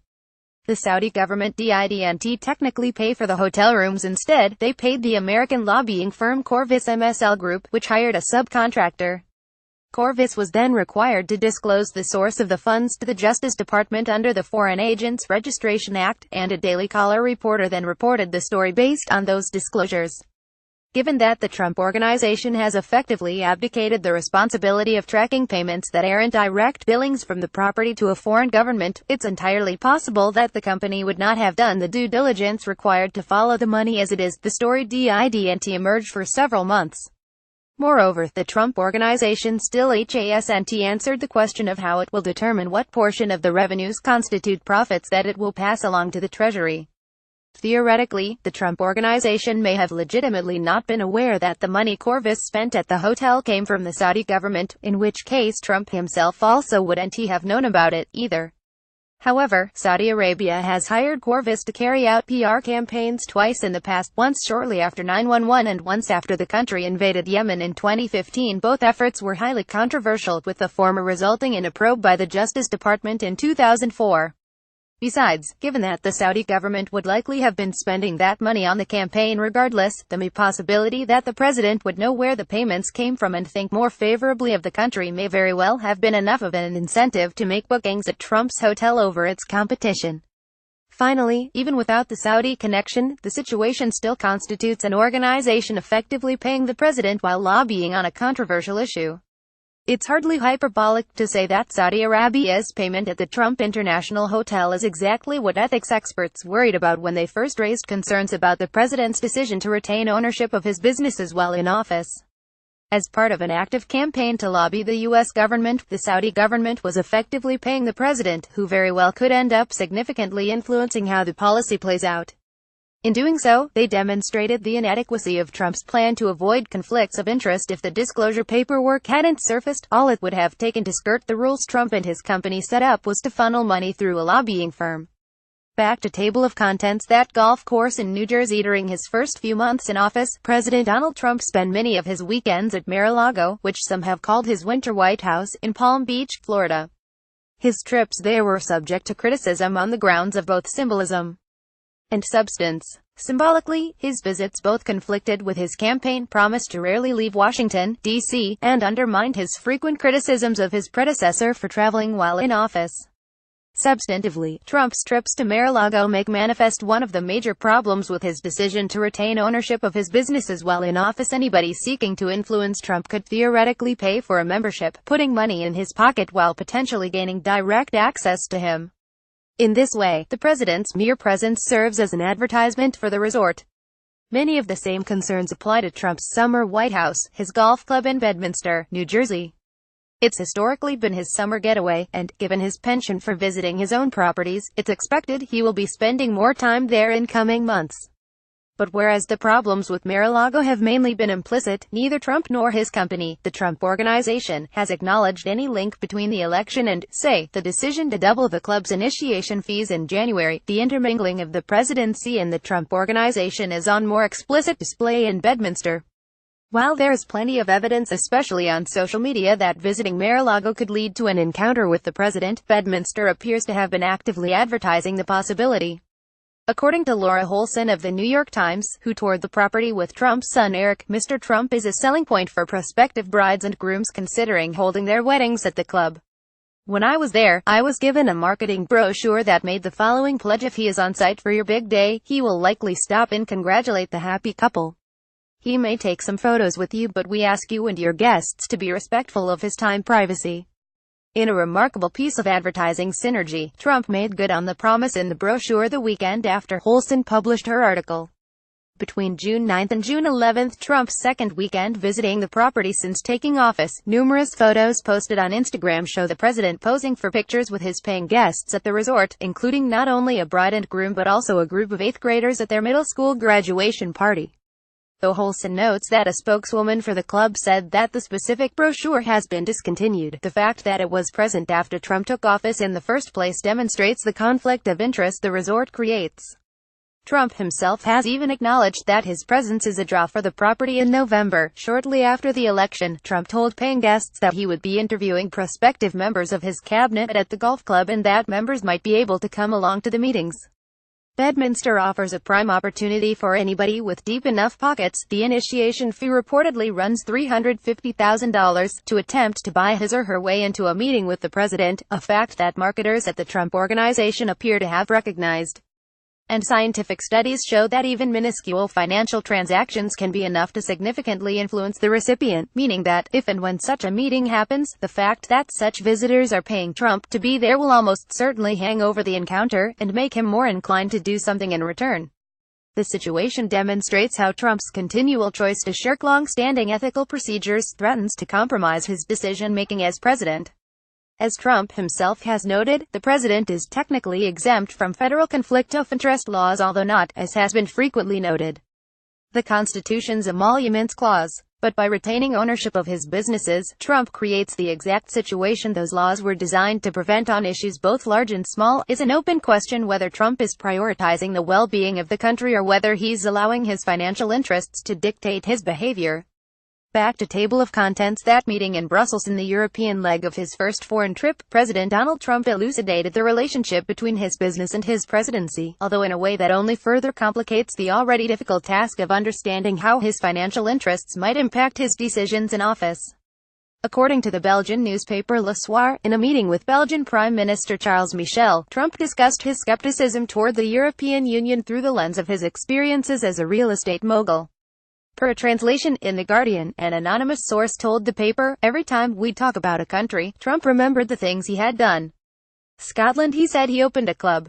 Ireland, he said, it took him 2.5 years to get a license, and that did not give him a very good image of the European Union. The meeting isn't the first time the president has discussed the Trump Organization, which he still owns, but no longer operates, with other world leaders. In a phone call with Turkish President Recep Erdogan, one of the first Trump made after his election, he relayed praise from a business partner on the company's towers in Istanbul. On the line with Mauricio Macri, the president of Argentina, Trump mentioned a long-stalled project in Buenos Aires which suspiciously began moving forward after the exchange. His conversation with Michel, though, is different. For one key reason, Trump has no hotels in Belgium, and, unless his company is willing to violate a pledge meant to mitigate conflicts of interest, it won't be pursuing deals there until Trump is out of office. That doesn't definitively preclude the possibility that he meant to boost his businesses by venting to Michelle, but it certainly reduces its likelihood. What the conversation does do, though, is demonstrate how inextricable Trump's businesses are from his behavior as president. It's not just that Trump has ample knowledge of his holdings to act in his own financial interests and little reason to fear that a Republican-controlled Congress might try to stop him. It's also that Trump seems to approach every issue with a mind toward how it's impacted his company in the past, and how it will impact his company in the future. As the aforementioned anonymous source in Le Soir described it, one feels that he wants a system where everything can be realized very quickly and without formality, a broad pro-business stance that would just so happen to make it significantly easier for the Trump Organization to operate in Europe as well. As long as the president retains ownership of his company, it's possible to impute the Trump Organization's footprint in a variety of the administration's policy stances. For instance, the notion that Trump favors leaders of countries where he has property is arguably the least concerning explanation for his affinity for noted authoritarians like Erdogan and Filipino President Rodrigo Duterte. On economic issues as well, the president has supported numerous policies over the years that would mainly help wealthy business people in general and the Trump Organization in particular. For example, he's in favor of weakening the Foreign Corrupt Practices Act, which would make it significantly easier for his company to move forward on deals in countries like Azerbaijan where bribery of public officials is more common than it is in the U.S. These questions of where genuine policy positions end and self-interest begins will continue, unless, of course, Trump does what ethics experts have urged him to do and actually sells his business. Back to table of contents. That tower in Toronto. President Donald Trump's properties around the world bring with them business partners from around the world. Several of these ties have already come under scrutiny. A Trump-branded tower in Baku, Azerbaijan, put him in business with allegedly corrupt officials who are themselves connected with the Iranian Revolutionary Guard, for example, while two properties in Indonesia link him to officials implicated in a bribery scandal and a racially motivated attempt to oust a sitting governor. Now, The Wall Street Journal has reported an additional source of a conflict of interest along these lines: Trump International Tower and Hotel in Toronto. According to the Journal, one of Trump's partners in the project, Alexander Schneider, received millions of dollars from the Russian bank Vnesheconombank, or VEB, shortly before investing in the project. Schneider, who is Russian-American and was the main developer on the Trump-branded property, sold his own company's share in a Ukrainian steelmaker to VEB for $850 million in 2010. Schneider's lawyer said in April that $15 million from the sale went into the Toronto Tower, although he walked back his statement the next day, writing that he is not able to confirm that any funds from the sale went into the project. VEB is owned by the Russian government. According to its website, its mandate is to enhance the competitiveness of the Russian economy, diversify it, and stimulate investment activity, and the bank's supervisory board is chaired by the country's Prime Minister, Dmitry Medvedev. At the time of the deal with Schneider's company, though, its chairman was the current Russian President Vladimir Putin, who, according to a Russian government official and multiple experts, would have had to sign off on such an exchange. As with many of Trump's business holdings, the property represents a conflict of interest because it brings him revenue that's made possible by money from a bank owned and operated by a foreign government. Though Trump doesn't own the tower, he merely licenses his name to Schneider, who owns the building through his company Talon International Development Inc. The Trump Organization nevertheless profits off of the building and, by extension, from VEB's deal with Schneider. This potentially gives the Russian government leverage that it could use should it want to influence Trump's policies. That means that the Trump Organization's continued involvement with the tower may represent a violation of the Constitution's Emoluments Clause, which precludes elected officials from accepting of any present, emolument, office, or title, of any kind whatever, from any king, prince, or foreign state. The Journal's report highlights the inadequacy of the financial disclosures the president has so far offered. Last week, Trump insisted that his company does not have business ties to Russian persons or entities. As my colleague David Graham wrote, the letter from Trump's lawyers that Trump proffered on the subject last week doesn't define several key terms, leaving open the possibility that one of Trump's projects benefited from Russian funding through a pass-through corporation or another intermediary. VEB's role in the financing of the Trump-branded property in Toronto is a perfect example because money from VEB went toward enriching Trump through Schneider. One can reasonably argue that Trump didn't do enough to eliminate the conflict of interest that the hotel creates for him in office. Back to table of contents. That Caribbean villa. President Donald Trump has another property on the market, Le Chateau des Palmiers, his estate on the Caribbean island of St. Martin. The president's company bought the 11-bedroom beachfront compound in 2013, and the Trump Organization has been using it as a rental property ever since.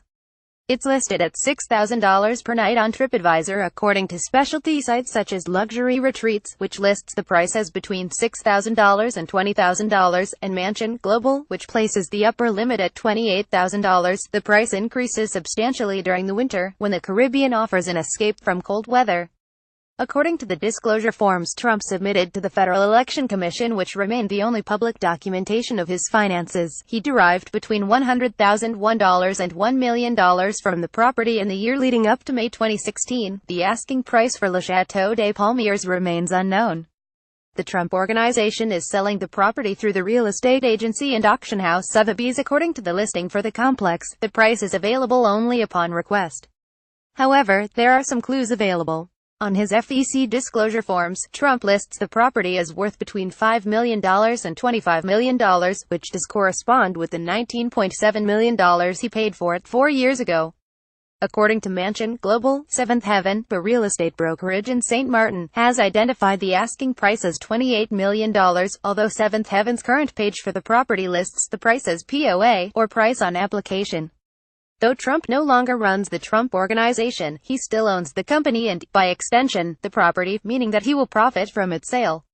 That means that Le Chateau des Palmiers offers yet another avenue by which somebody could attempt to influence the president's decisions by putting a large sum of money in his pocket. It would even be possible for somebody to make an offer well above the currently unknown asking price to curry favor with him and, possibly, through the artful use of a shell company, hide their identity.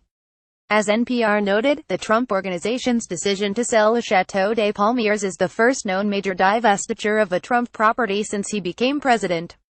As such, it demonstrates the insufficiency of the steps the president has taken to eliminate his conflicts of interest.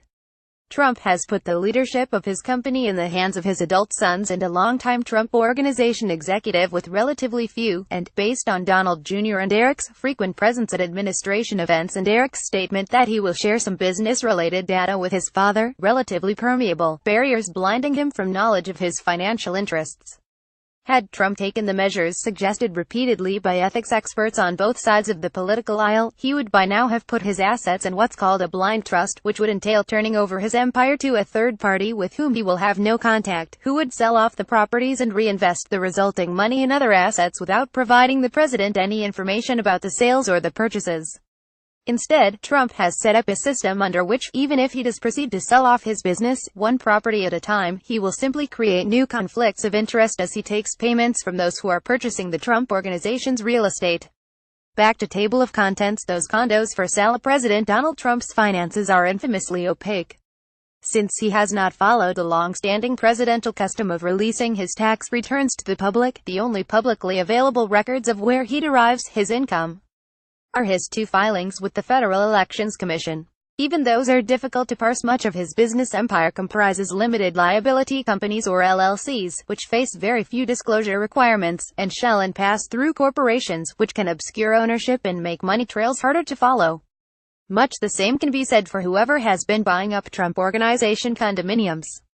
A lengthy investigation published in USA Today found that, since launching his White House bid, Trump's companies have sold at least 58 units nationwide, out of a total of more than 400 currently on the market, for about $90 million.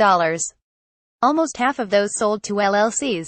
One of those LLCs, a financial firm created shortly before the Republican National Convention named Milan Investment Limited, spent $3.1 million to buy 11 condominiums in the building the president co-owns in Las Vegas.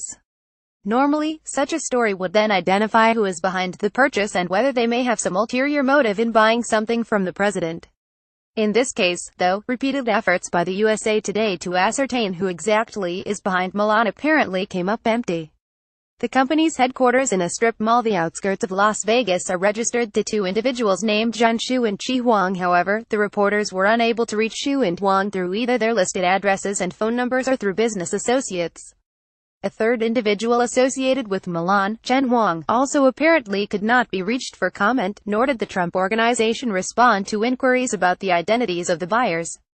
The newspaper's attempts to find the buyers of other Trump Organization condos met with mixed results, though reporters were able to track down the real people behind some of the purchases, including a couple who said they bought the property because they're fans of Trump's. Others proved just as elusive as whoever is behind Milan.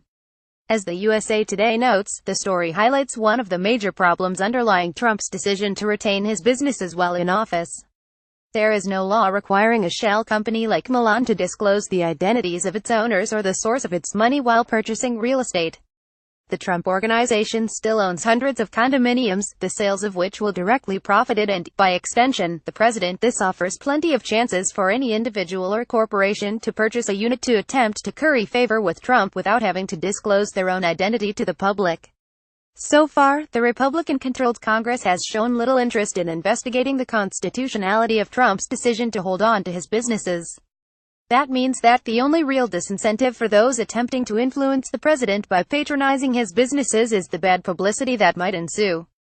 But Milan Investment Limited's secretive investment in Trump's properties shows how easy it would be for an individual or a corporation to stay anonymous and avoid that scrutiny. Back to table of contents. Those re-election campaign funds for President Donald Trump. It pays to be in constant campaign mode.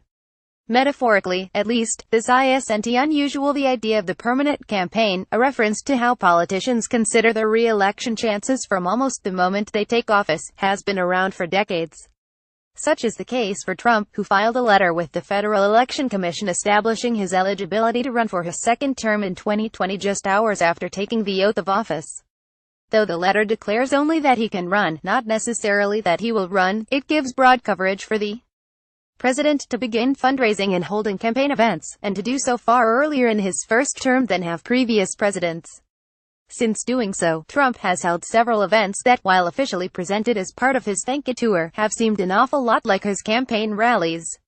Meanwhile, between merchandise sales and an already active fundraising effort, he has raised more than $7.1 million, and the Republican National Committee has raised an additional $23 million.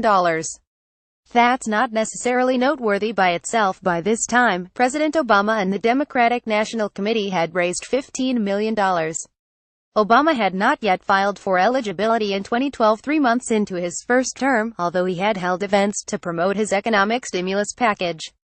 What does make Trump unusual is that he has already spent $6.3 million of his re-election campaign funds, and, according to reports he recently filed with the FEC, he is paying some of that money to his own personal businesses, for instance, renting space at his hotels or golfing on his courses, thereby literally profiting off of his permanent campaign. This practice is nothing new for Trump. As early as 2000, he was speculating that he could be the first presidential candidate to run and make money on it by patronizing his own businesses and running the campaign out of one of his properties. During his 2016 bid, he did exactly that, establishing his political headquarters in Trump Tower and quintupling the rent as soon as he became the Republican nominee and began drawing funds from the party rather than his personal war chest. Shortly before his victory, the Wall Street Journal reported that Trump's campaign had paid out the unprecedented sum of more than $14 million to his family and companies for such services as flights on his personal airplanes, rent at Trump Tower, and meals and hotel rooms at other Trump buildings. Similarly, since taking office, Trump has profited off of the federal government's newfound need to patronize his properties. Both the Secret Service and Department of Defense are renting out space in Trump Tower, for example, with the former believed to be paying at least $3 million per year to do so. This has led to rumblings that Trump may be violating the Constitution's Domestic Emoluments Clause, which holds that the president shall not receive any other emolument from the United States, or any of them, beyond his official salary. The amount Trump's re-election campaign has spent at his businesses is comparatively small. According to the Wall Street Journal, more than 6% of the $6.3 million it's spent so far, or almost $500,000, went to Trump's hotels, golf courses, and restaurants. But that's a higher rate than when his campaign money was going to his own businesses. For the 2016 campaign, $14 million out of a total of $322 million, or about 4.3%. At his current rate, if he spends a similar amount over the next election cycle, and given that he's already started spending, he could easily far outdo himself, he would be directing nearly $20 million to his own businesses. On top of the arguable impropriety of personally profiting off of his donors and his party's largesse, the situation presents perverse incentives for Trump. Already, elected officials, up to and including the president, to an extent base their behavior in office on what they believe will play well with voters rather than or, in the best-case scenario, on top of what is best for America. This is certainly true of Trump, whose every decision seems to prompt discussion of how it plays into the tension between his nationalist base and traditional Republican voters. The personal financial benefits of campaigning mean that Trump has a little more motivation to delve into his re-election efforts than most politicians in his position. Because he is personally profiting, he has another reason to aim his politics toward his base so that they will continue donating to him and buying his merchandise in the downtime between election years. Moreover, rather than stockpile for 2020, he has an incentive to keep up the campaign rallies, and keep charging for them, as he did in 2016, so that he can continue funneling money from his donors and voters into his personal businesses. Moreover, that the president is redirecting donors' money into his own businesses only further highlights the inadequacy of the trust arrangement he has set up to supposedly prevent him from conflicts of interest. Trump and his lawyers have claimed that, by resigning from his positions within the Trump Organization and handing over control to his 2 adult sons and a longtime business associate, the president has distanced himself from his businesses enough that he will no longer be tempted to act in his own financial interests. Ethics experts and common sense immediately disagreed. Unless the president actually sells his businesses, many have said, and has the funds reinvested without his knowledge, he still knows more than enough about his sources of profit to put his own personal gain above that of the country. The almost $500,000 he's channeled into the Trump Organization via his re-election campaign demonstrates this. Trump doesn't need to be in charge of his businesses to know how to direct money their way. All he needs to know is where they are. Back to table of contents. That second hotel in Washington, D.C. There may soon be more than one Trump hotel in Washington, D.C. According to the Washington Post, the Trump Organization is considering purchasing another property in the nation's capital to develop for its recently created Zion brand, which aims to offer a more affordable alternative to the upscale properties bearing the president's name. Unlike the Trump International Hotel, the upscale property that opened in September 2016 and has become something of a synecdoche for the president's conflicts of interest, a new Zion Hotel in D.C. would likely be a licensing deal.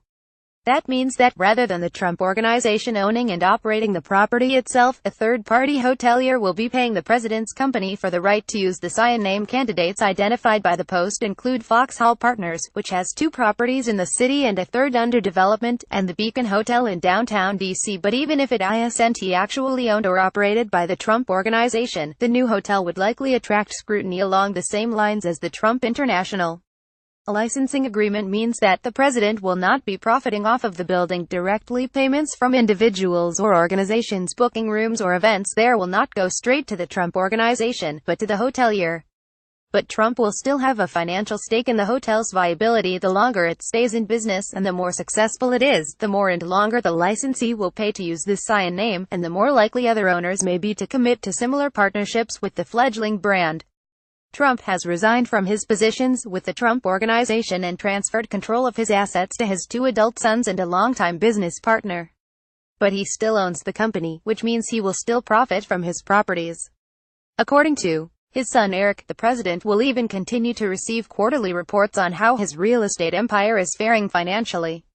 The pathway to Trump's pocketbook may be slightly more complicated, but it still exists.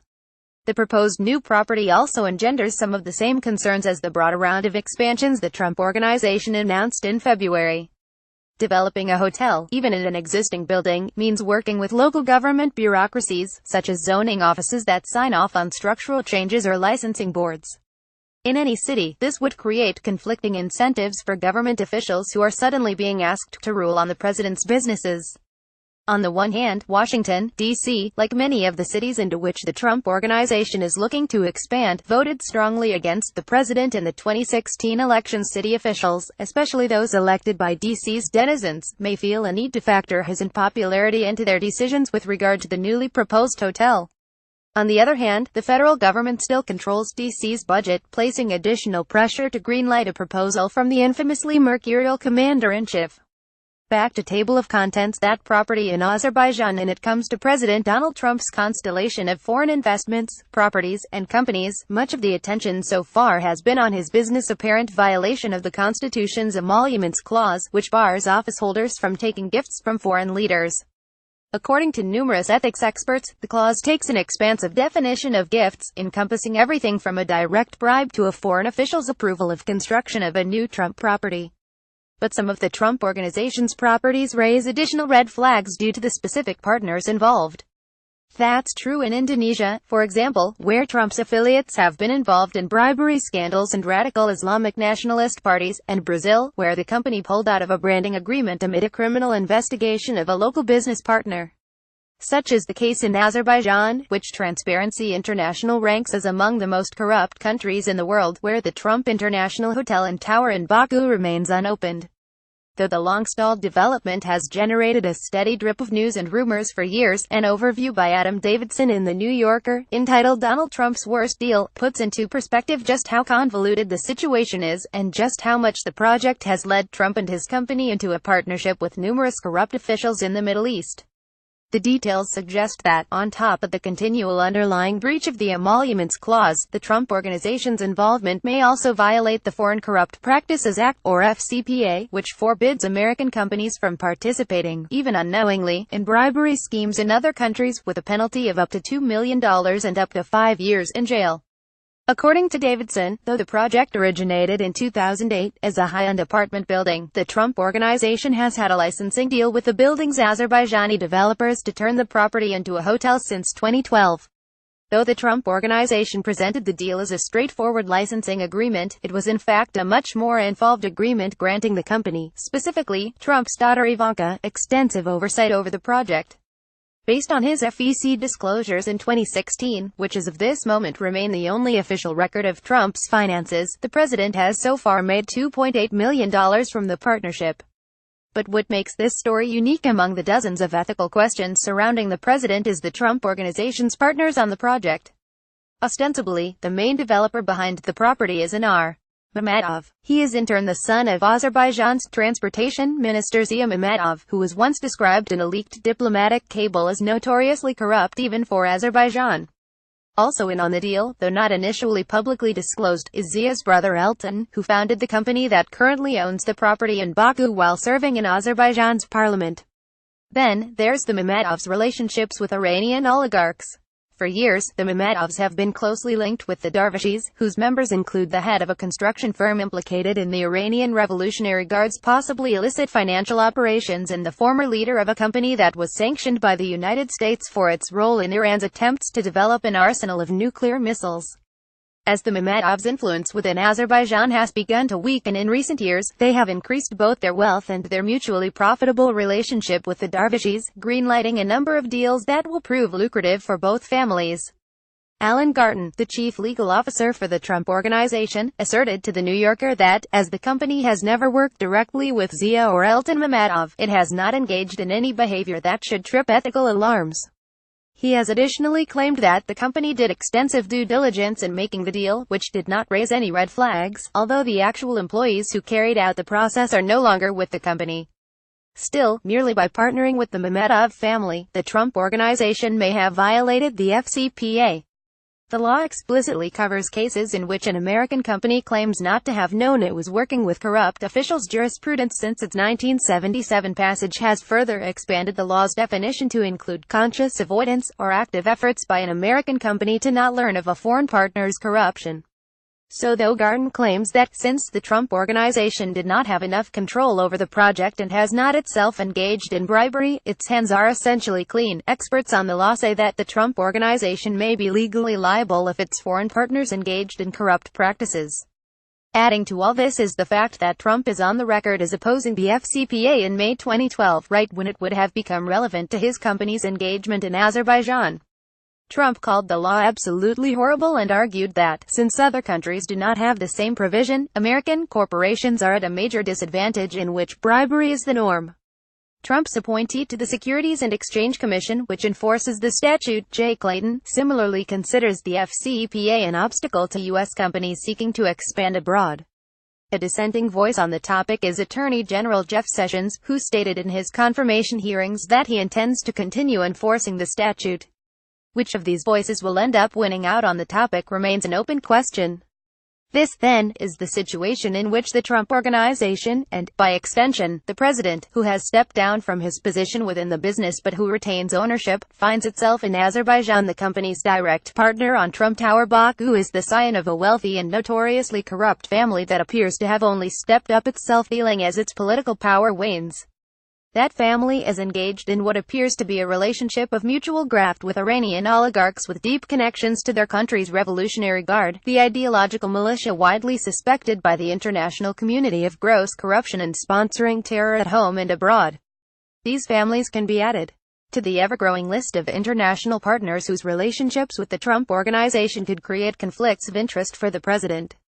The Mammadovs' arrangement with Trump's company may not only violate the Emoluments Clause but could also feasibly put the president and his family in legal trouble should the SEC choose to actively pursue enforcement of the FCPA in Azerbaijan. And the Darvishis could in turn use their relationship to influence the Mammadovs, which could have significant implications should Trump attempt, as he has said he will, to take hardline stances that could affect the Iranian Revolutionary Guard's activities. And if Trump so chooses, he could direct the Justice Department to curtail its enforcement of the FCPA or even use his bully pulpit to lead a legislative push to undo it, essentially condoning an ethical behavior that in many countries enables leaders to personally profit at the expense of their own citizens, which, of course, could be a fair way to characterize the current situation with Trump's business holdings. Back to table of contents. That Trump Tower penthouse with President Trump in office and still refusing to distance himself from his businesses. Every new tenant in one of his buildings creates another possibility of a conflict of interest. Such is the case with Xiaoyan Chen, who also goes by Angela Chen, a business executive who, according to documents filed with the New York City Department of Finance, purchased a $15.8 million penthouse apartment at Trump Tower in New York on February 21. Chen's transaction is the first notable real estate deal involving one of Trump's properties since the election, although it should be noted that she has lived in a different unit in Trump Tower since 2004. And though Trump has officially removed himself from the board of directors of Trump Park Avenue LLC, the corporation that runs Trump Tower, he remains the company's owner, meaning that he profits from its dealings. Chen's purchase represents the exact kind of entanglement that has fueled concerns that Trump's financial interests could influence his decision-making as president. Chen is the founder and managing director of Global Alliance Associates, a consulting firm that, according to its website, facilitates the right strategic relationships with the most prominent public and private decision-makers in China. The firm is explicit about what it sells access. Though the page listing its partnerships is currently empty, the firm's affiliates page includes a number of international organizations promoting relationships between private corporations and the governments of the United States and China, including the Yusoshina Chamber of Commerce, the Asia Society, and the China Institute. Notably, Global Alliance Associates also consults for the U.S. Department of Commerce and the U.S. Trade Development Agency, meaning that Trump is accepting money from the founder and managing director of a firm that works with the U.S. government.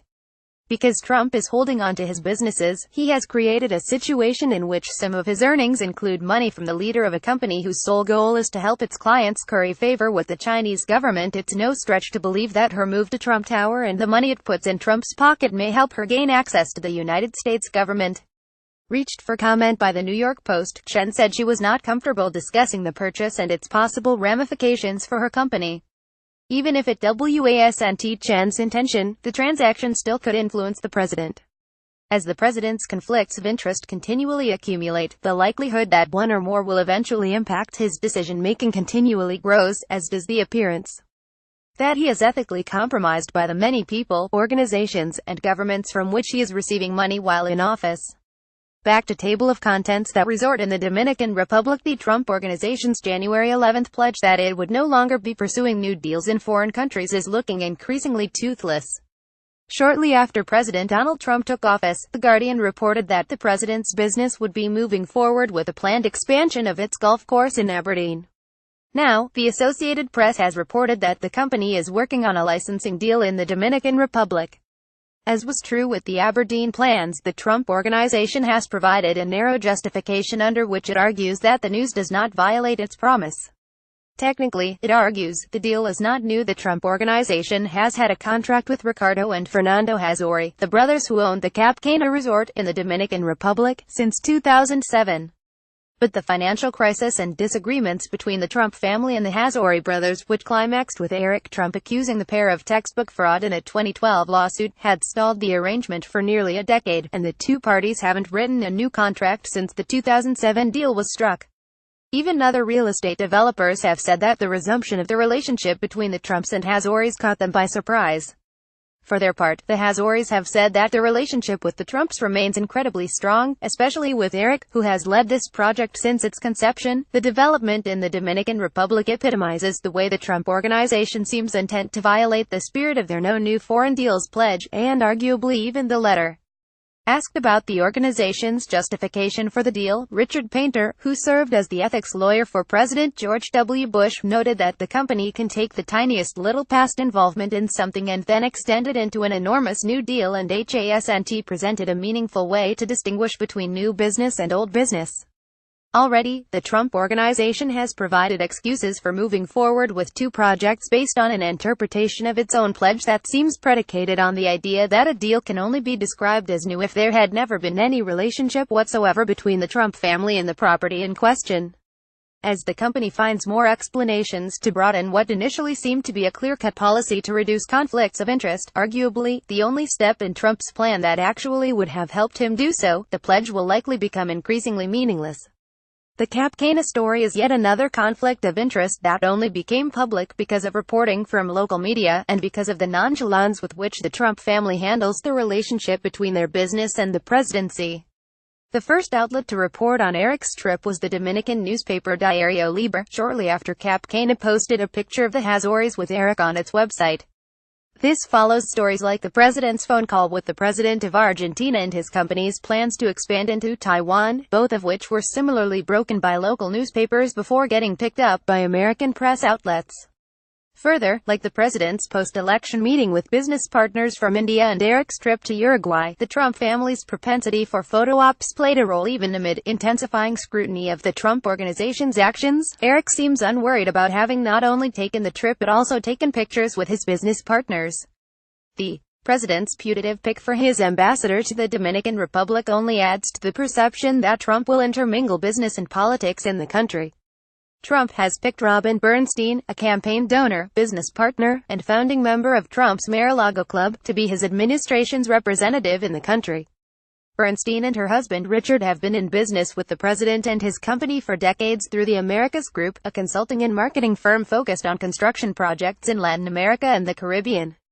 Choosing personal friends and supporters to be ambassadors is relatively common, especially in countries with which the United States has relatively uncomplicated relations.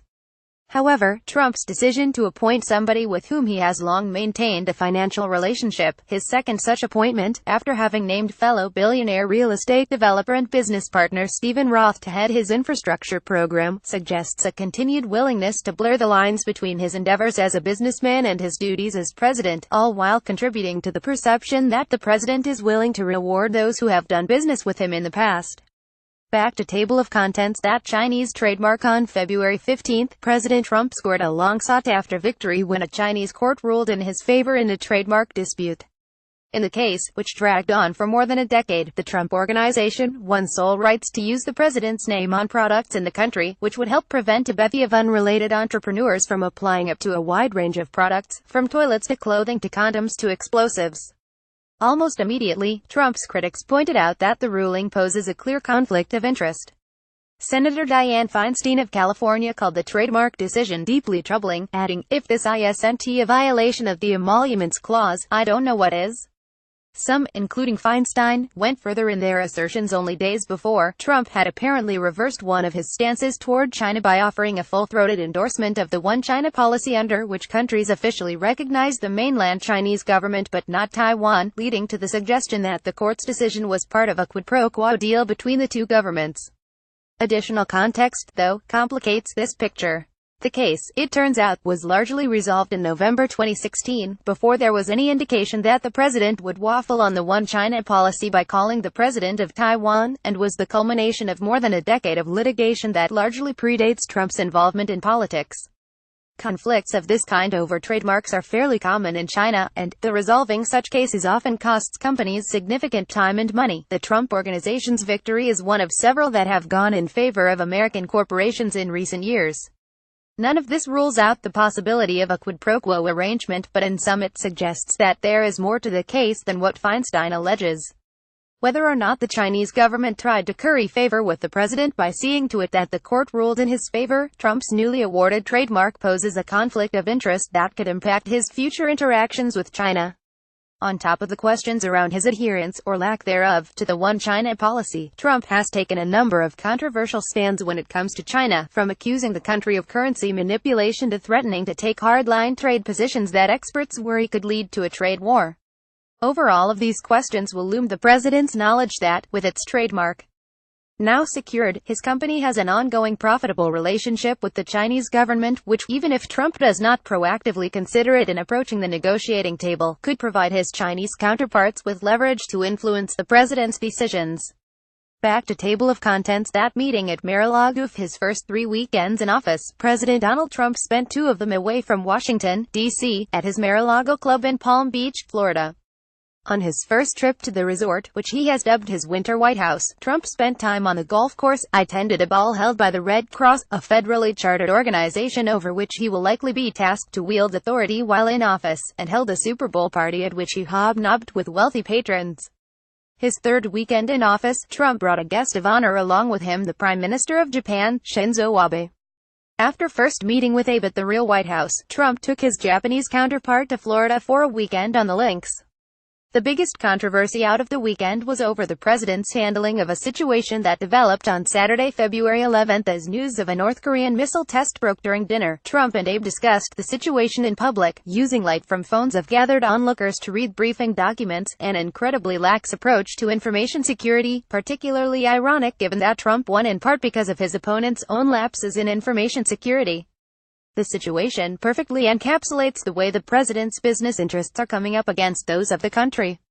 Already, the Trump Organization's decision to double Mar-a-Lago's initiation fees led to accusations of profiteering, premised on the notion that people would be willing to pony up in the hopes of earning an audience with the commander-in-chief. The events of Saturday, February 11th took the problem to a whole new level. By discussing the recently obtained intelligence with Abe without leaving the table, the president committed a breach of international security protocol in a very public setting. Even had the meeting been taking place in the White House, Trump's lackadaisical approach to information security would have been cause for concern for self-evident reasons. Briefings on urgent security situations do not typically happen in somewhat open settings around civilians. But on the patio at Mar-a-Lago, the situation becomes much more dangerous, because the patio is not a secure setting, and the administration does not appear to have taken measures to make it one. This is a perfect example of a conflict of interest in practice. Trump has an incentive to host an event at Mar-a-Lago, personal financial gain that runs directly counter to what would be best for the country's security, hosting the event at the White House, or an otherwise secure location. Not only that, part of the appeal of Mar-a-Lago is that guests will have a front-row ticket to see Trump at work. Previous presidents like Barack Obama, meanwhile, took a more conventional, and far more secure, approach, setting up a mobile security perimeter known as a Sensitive Compartmented Information Facility, or SCIF, to ensure that nobody in the area could look in on or overhear the president's dealings. According to the president's press secretary Sean Spicer, Mar-a-Lago does, in fact, have a SCIF on site that they used for the remainder of the Trump's conversation about North Korea with Abe.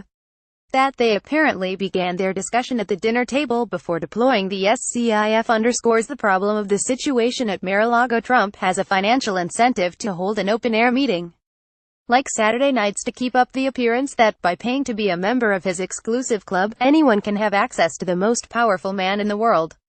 Who could have been present? The club's membership list is private, meaning that the American public has no way of knowing who was around to overhear the conversation. 2 Democratic senators, Tom Udall and Sheldon Whitehouse, have introduced a bill to change this fact, but there is little evidence suggesting it has any hopes of passing through the Republican-held Congress. Nor have the Trump Organization and White House been forthcoming as to how they intend to screen club members and employees for security clearance, though Udall and Whitehouse reached out to the administration to ask how Mar-a-Lago vets guests for security risks but received no response. In such a public place, and without protective measures like ASCIF, there may not be anything to stop an agent of a foreign government or other malicious actor from paying the $200,000 initiation fee to stay at the club, effectively paying to be near to the president when he receives sensitive information. Unless Trump takes significant steps either to erect barriers between himself and the guests at Mar-a-Lago, which he certainly didn't do this time, and which could reduce his ability to profit from the property, there is a real possibility that he will continue to compromise his country's interests when he travels to his resort in Palm Beach. One patron of the club, Richard DeGazio, demonstrated just how much of a breakdown the situation represents. DeGazio, who, according to a photo he posted on Facebook, joined the club in December after Trump's election, snapped several pictures of the president and prime minister's conversation, which helped corroborate a CNN report on the public nature of the ad hoc meeting and details such as the use of cell phone flashlights to illuminate documents. He also took pictures with Trump's chief strategist Steve Bannon and the president's body man, whose job is in part to carry the nuclear football containing missile launch codes and who was initially identified by name in the photo's caption. As if to reinforce impression that Mar-a-Lago members gain unprecedented access to the president, even in the middle of a crisis situation, another patron was able to film Trump giving a toast at a wedding shortly after his press conference with Abe. There is no reason to believe that DeGazio had any intention of compromising international security with his pictures. He appears to simply be a wealthy Trump supporter who was excited at the chance to see his commander-in-chief in action and wanted photographs with which to remember the occasion.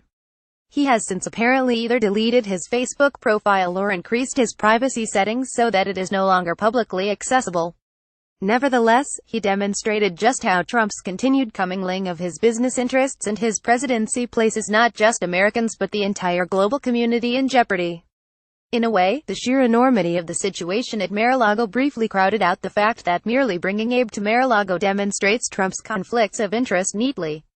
Though diplomatic meetings outside the White House are not unprecedented, Trump's trip with Abe is likely the first instance of the president actually making money from such a meeting. Though Trump said that he was footing Abe's bill, with both increased Secret Service presence and Abe's retinue on hand, there's a distinct possibility that, at some point in the weekend, somebody from the U.S. or Japanese government made a payment that ended up in Trump's pocket.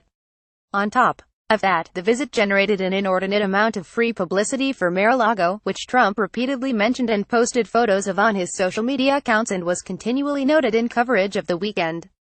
Back to table of contents. That Defense Department Trump Tower rental. President Donald Trump's most iconic property is about to get a new tenant, the Department of Defense. According to CNN, the Pentagon, hewing to a long-standing policy of establishing an offshoot headquarters near the president's private, non-White House residence, is planning to lease space in Trump Tower in New York City to maintain close proximity to Trump should he choose to spend time there instead of Washington, D.C. The Department of Defense's decision is yet another example of how Trump's decision to hold on to his business interests is rewriting norms surrounding the presidency and creating problems in what were once uncontroversial procedures. As mentioned above, the Department of Defense's decision is not unique to Trump's presidency. They took up residence in Chicago, for example, during Barack Obama's 2 terms for the exact same reason. The difference, as is true in so many of the stories surrounding Trump and his family's conflicts of interest, the Red Cross decision to hold its annual ball at Mar-a-Lago, for example, or Eric Trump's business trip to Uruguay, is that the president himself is now making money off of routine governmental functions. According to the Wall Street Journal, the Department of Defense is spending roughly $130,000 per month to stay at the property, although, according to the Journal, a Pentagon official wrote in a letter seen by the Journal that the space is owned privately by someone unaffiliated with the Trump Organization and that the department sees no way in which Mr. Trump can benefit from the rent money. Nevertheless, the situation points to one of the possible ramifications of the president's decision to hold on to his real estate empire while in office. Trump's protestations to the contrary aside, scientific evidence shows that the mere knowledge that one has profited from a relationship in the past often leads to preferential behavior. As a result, the fact that government agencies, if not the Department of Defense, then the Secret Service and the State Department, may be paying the president himself large sums of money to stay in Trump properties could have significant ramifications for how Trump's White House operates. Back to table of contents. That Red Cross-bound web of President Donald Trump's conflicts of interest has grown to encompass the American Red Cross, which held its annual ball on Saturday, February 4th, at Trump's Mar-a-Lago Club in Palm Beach, Florida. By hosting the ball, the Trump Organization accepted money from an organization that, while not a federal agency per se, is subject to federal oversight that at some point in the next 4 years will likely involve President Trump. Unlike a number of the events at Trump properties that have been featured in this list of Trump's conflicts of interest, the Red Cross Ball, which celebrated the organization's centennial anniversary, appears to have been scheduled before Trump even received the Republican nomination for president. A calendar listing on the website of the Coastal Star, a local newspaper covering events in the Palm Beach area, is recorded as having been placed in April 2016. Additionally, though the event has been held elsewhere in the past, this was not the first time it has taken place at Mar-a-Lago. Not only was last year's ball held there, but the very first Red Cross Ball was hosted there by the property's prior owner, the famous socialite Marjorie Merriweather Post. Given all that, there is no indication that the decision to hold the event at Mar-a-Lago had anything to do with Trump's election, and the fact that Trump will likely be attending the event is not unusual. President Barack Obama also attended as the honorary chairman of the organization while in office. Nevertheless, the ball perfectly encapsulates why Trump's continued refusal to relinquish his business interests complicates even situations that would have taken place had he not become president. Thanks in part to the makeup of the Red Cross leadership and its unique relationship with the federal government, the ball creates a particularly complicated situation. According to its website, the Red Cross is not a federal agency, nor does it receive federal funding on a regular basis to carry out our services and programs, instead relying on donations and fees for services like health and safety training courses. However, the organization operates under a federal charter as a federal instrumentality, to carry out responsibilities delegated to it by the federal government. The best known of these duties include overseeing blood donation drives and disaster relief efforts. According to its website, it is also the Red Cross' duty to fulfill the provisions of the Geneva Convention and provide family communications and other forms of support to the U.S. military. Further, the organization has a chairperson appointed by the president. Currently, the chairwoman is Bonnie McElveen Hunter, who was appointed by President George W. Bush in 2004. The charter also periodically comes before Congress for review and amendments to be signed into effect by the president. On multiple occasions in recent years, the Red Cross has come under scrutiny for how it handles its multi-billion-dollar budget, most of which comprises donations from the American public. Prompted in part by reporting on the organization's inadequate response to Hurricane Sandy, misleading statements about how it uses its money, and a September 2015 report by the Governmental Accountability Office, 2 congresspeople, 1 Democrat and 1 Republican, have independently introduced measures to increase the organization's transparency. Neither has been enacted, but there will likely be another push to improve the relationship between the federal government and the Red Cross during Trump's presidency, whether via a review of the Red Cross charter, the need to appoint a new chairperson, or the introduction of reform-minded legislation. If and when Trump is called upon to weigh in on these decisions, he will be asked to do so having directly profited from the organization while in office, which could limit his ability to act in the best interests of the American people.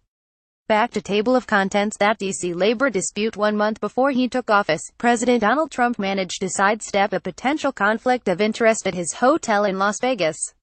In the fall of 2015, several hundred employees at the city's Trump International Hotel had voted to join the local branch of the Culinary Workers Union, only to find their efforts stalled by Trump and the hotel's co-owner, Phil Ruffin. The case languished for more than a year until, after the National Labor Relations Board found Trump and Ruffin in violation of federal law, the workers successfully negotiated their first collectively bargained contract. If this hadn't been resolved, a conflict of interest would have arisen. The case would have gone to the U.S. Court of Appeals for the District of Columbia, to which Trump will soon be able to appoint members. Now, the same issue is cropping up at the Trump International Hotel in Washington, D.C. Already a centerpiece of the controversy over the likely violation of the Constitution's Emoluments Clause, the property may soon be the site of another legal tussle. According to the Washington Post, 40 workers at the hotel have also voted to unionize, the first group to do so at a Trump-owned establishment since his election. As was true in Las Vegas, the push for unionization in D.C., if it's met with resistance from the hotel, would create an opportunity for the president to place his own financial interests above those of the hotel's workers. In Las Vegas, the dispute appears to have been resolved partly because of the NLRB's intercession. If the Trump Organization similarly contests the case in D.C., the NLRB may once again be asked to weigh in. And now that Trump is president, he will be appointing new board members to fill 2 vacancies on the agency's 5-seat panel, which could very well tip it from its current left-leaning, labor-friendly composition to a more conservative, pro-owner bent. If, as in Las Vegas, the NLRB finds in favor of the workers, but the Trump Organization chooses to continue its opposition, there is a possibility that the case could come before a federal appeals court, where judges who Trump himself may have appointed will be asked to review the NLRB's decision. And if the conflict continues even beyond the Court of Appeals, it will fall to the Supreme Court, to which Trump recently nominated Judge Neil Gorsuch, to render a final verdict. It should be added that each appointee will be faced with the possibility of ruling against the financial interests of the infamously vindictive man to whom they owe their position. Appointing labor-unfriendly officials and justices might fairly be said to be in keeping with Trump's long history of questionable labor practices, but this does not mean that the conflict of interest question will dissipate. It's difficult, if not impossible, to determine how much his pro-business stances are dictated by a sincere belief in their efficacy rather than an understanding that he himself has benefited from them in the past and will likely continue to do so in the future. As such, Trump's motivations will continue to occupy an ethical and legal gray area until he eliminates the overlap between his roles as a businessman and as president. Back to table of contents. Those expansion plans of the measures that President Donald Trump and his lawyer Sherry Dillon laid out at his January 11 press conference to address conflicts of interest, only to actually ameliorate any of the concerns critics have raised: the cancellation of all of the Trump Organization's pending deals, and the promise not to pursue expansion in other countries, although developments since the announcement suggest that those pledges leave plenty of wiggle room. Conveniently left out of the plan, however, is any prohibition on expanding holdings within the United States, which is apparently something that Trump Hotels plans on doing while Trump is in office.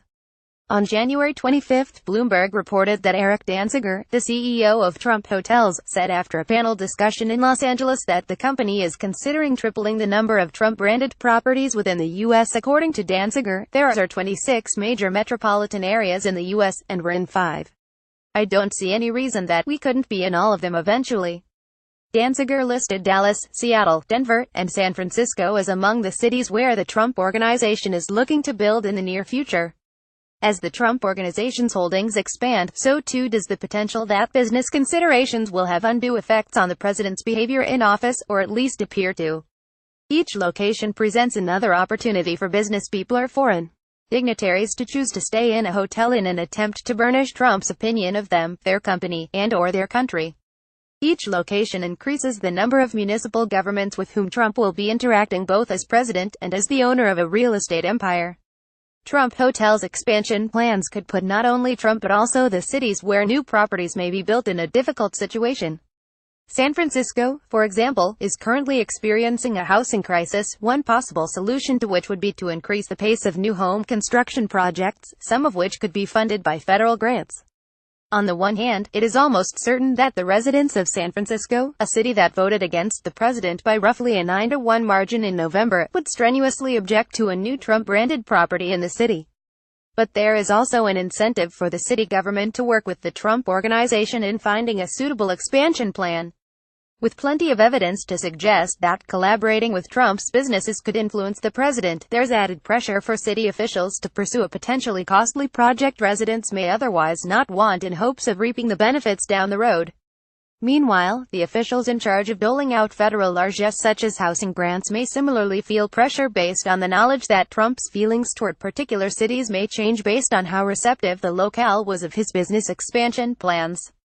Finally, the Trump Organization's announcement that it would be pursuing expansion further attests to just how little the president's plan to mitigate his conflicts of interest actually accomplishes its goal.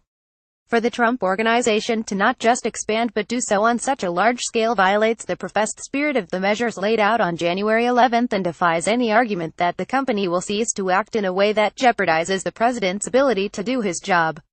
Back to table of contents. That hotel in Vancouver. Less than a week into his administration, President Trump has a new property opening for business: the Trump International Hotel Tower in Vancouver. According to the Washington Post, construction on the hotel finished shortly before Trump assumed office, with the building's finishing touch, the president's name spelled out in giant letters, revealed on January 19, the day before the inauguration, and the first guests and permanent residents checking in on January 25. As with many buildings bearing the president's name, the new hotel in Vancouver is a licensing deal, with the Trump Organization leasing its branding to a third party, in this case, a real estate company called the Holborn Group, which operates several luxury hotels throughout Canada. The Holborn Group is run by Ju Kim Tia, the eldest son of one of the wealthiest families in Malaysia. Several members of Tia's family are expected to fly in from Kuala Lumpur to attend the opening with the president's two adult sons, Donald Jr. and Eric. The building is yet another manifestation of the running problem posed by Trump's extensive foreign real estate holdings. Unless the president actually rids himself of his financial stake in his company, every Trump property influences his incentives when it comes to making policy, foreign or domestic. Should he act in the manner that best serves the country, or the one that will protect his profits? Every building provides the opportunity for third parties to curry favor with the infamously capricious president if he knows that he has taken money from somebody, be it a company, a private individual, or agents of a foreign government. That knowledge, and the goodwill it creates, is likely to color Trump's decision-making.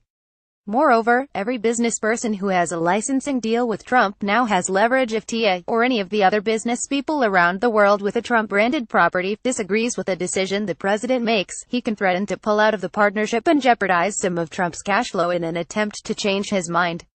Hardly a day had passed between the new hotel in Vancouver opening for business and the first report of an organization choosing to host an event at the site, possibly for political reasons.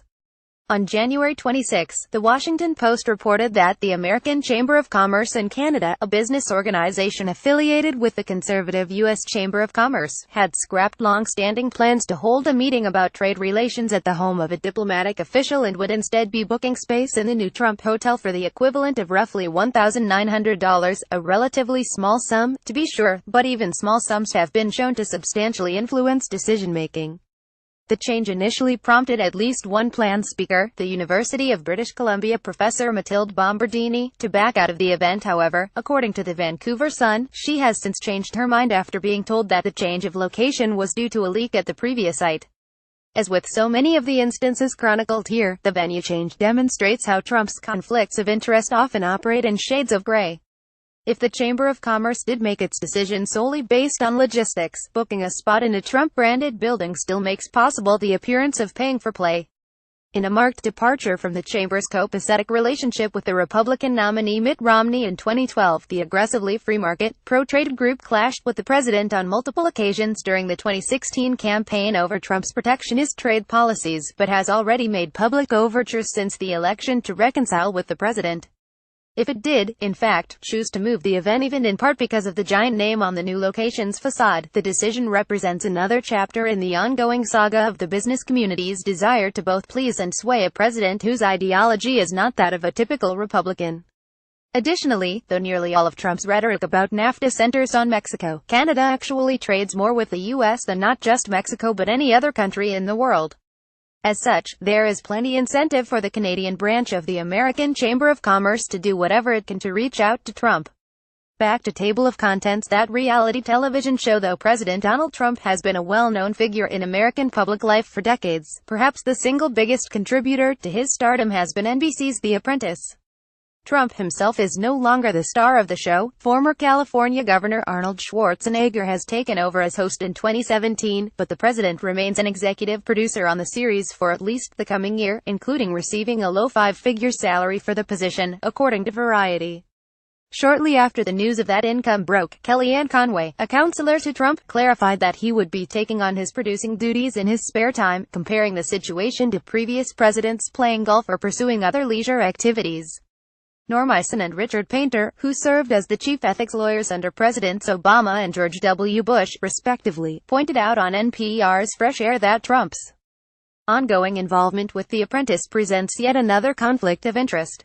According to Adweek, 11 companies, including the television shopping network QVC and Carnival Company which operates the eponymous cruise line, are providing on-air sponsorships for the newest season of The Apprentice. At 12th, the Japanese motorcycle company Kawasaki withdrew from a previously reported deal after customers threatened to boycott because of its sponsorship of the show. All of these companies, plus the numerous companies that run ads during the show's commercial breaks, are effectively putting money into the pockets of the president, not to mention supporting one of his products.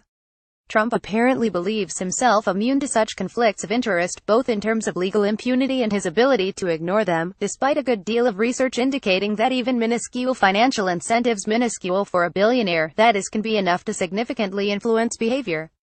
Additionally, there is little doubt that Trump cares deeply about the ongoing success of The Apprentice. The weekend after the new Schwarzenegger World season debuted, the then president-elect took to Twitter to voice his thoughts on the new season's ratings.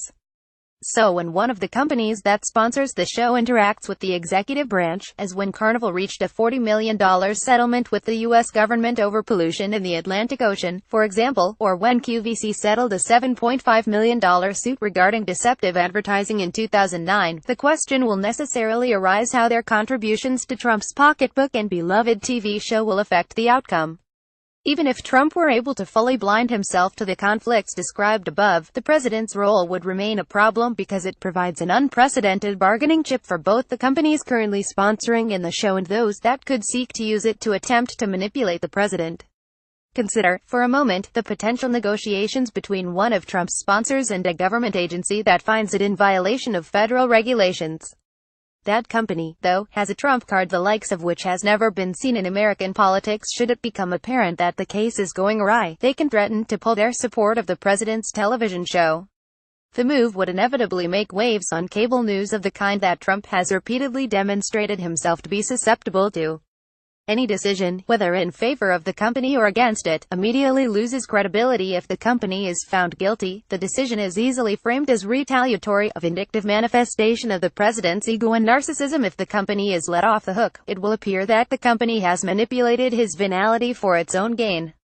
A formerly uninvolved company facing federal investigation could essentially pull the same gambit in reverse by publicly committing to sponsor The Apprentice. A company could create a situation in which any decision appears to reflect not the facts of the case but the sticky situation created by its involvement with the show.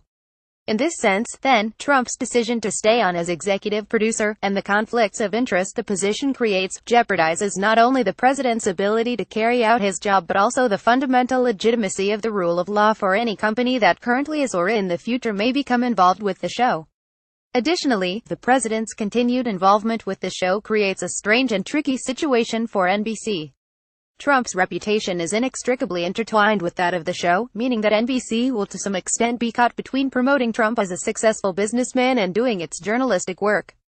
The network will likely also be advertising The Apprentice during its other programs, not only through commercials but also possibly in studio promotions on other shows, creating conflicting incentives for NBC journalists who will be trying simultaneously to talk about the Trump administration fairly while their own network markets one of his products.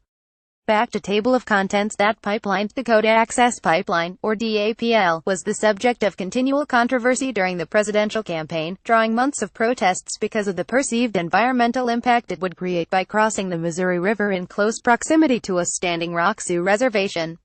Shortly before the election, the Army Corps of Engineers announced that it would be halting progress on the pipeline for further environmental review and to study potential routes that might avoid crossing both the river and Native American territory. On January 24, however, only 4 days after President Trump took office, he decided to move forward with both DAPL and the Keystone XL pipeline, which the Obama administration likewise blocked because of environmental and tribal sovereignty concerns. The Army Corps of Engineers finalized the easement on the project on February 7. Trump has been vocally supportive of the pipelines for months, claiming that they would create new jobs in construction and the oil industry. Trump's FEC filings, which remain the only public record of his finances, suggest that he may have had an additional incentive to greenlight the projects. According to financial disclosure forms he filed in June 2015 and May 2016, Trump has owned stock in Energy Transfer Partners, the company seeking to build DAPL. The stock was worth between $500,001 and $1 million in 2015 and between $15,001 and $50,000 in 2016. The president and one of his spokesmen, Jason Miller, have both stated, without offering evidence, that Trump's stock-related conflicts of interest have been resolved. According to Trump and Miller, the president sold off his stocks in June of last year specifically to head off concerns that they may influence his decision-making in office. However, they have offered no meaningful evidence to back up their claims, evidence which, in this case, would likely be fairly easy to provide. They could, for example, offer more details on when exactly the stocks were sold beyond simply back in June, or explain why they did not mention the sale until December, just after the election, if the intention was to proactively address conflict of interest questions. Given Trump's penchant for dissembling about his personal finances and the lack of evidence that he has sold off his stocks, Trump's decision to push ahead on DAPL and Keystone XL simply underscores the need for him to take larger, and more public, steps to distance himself from his financial interests. Moving forward with the pipelines is not the first instance of Trump making a significant decision that benefits a company whose stock is listed in his financial disclosures. For example, when Trump announced his intention to intervene at the factory of the air conditioner manufacturer Carrier in Indianapolis, the Indianapolis Star noted that Trump's filings list stock in Carrier's parent company, United Technologies.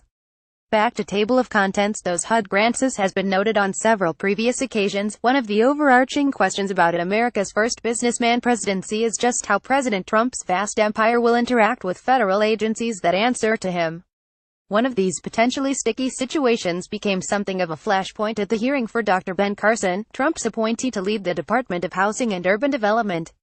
At the hearing, Senator Elizabeth Warren pressed Carson over the fact that, as the head of the department, he would be in charge of numerous programs that the president could manipulate to profit his real estate empire, asking Carson, "Can you assure me that not a single taxpayer dollar that you give out will financially benefit the president-elect or his family?" Though Carson did not respond to the question with regard to Trump specifically, he responded that he will absolutely not play favorites for anyone or act with an intention to do anything to benefit any American, particularly.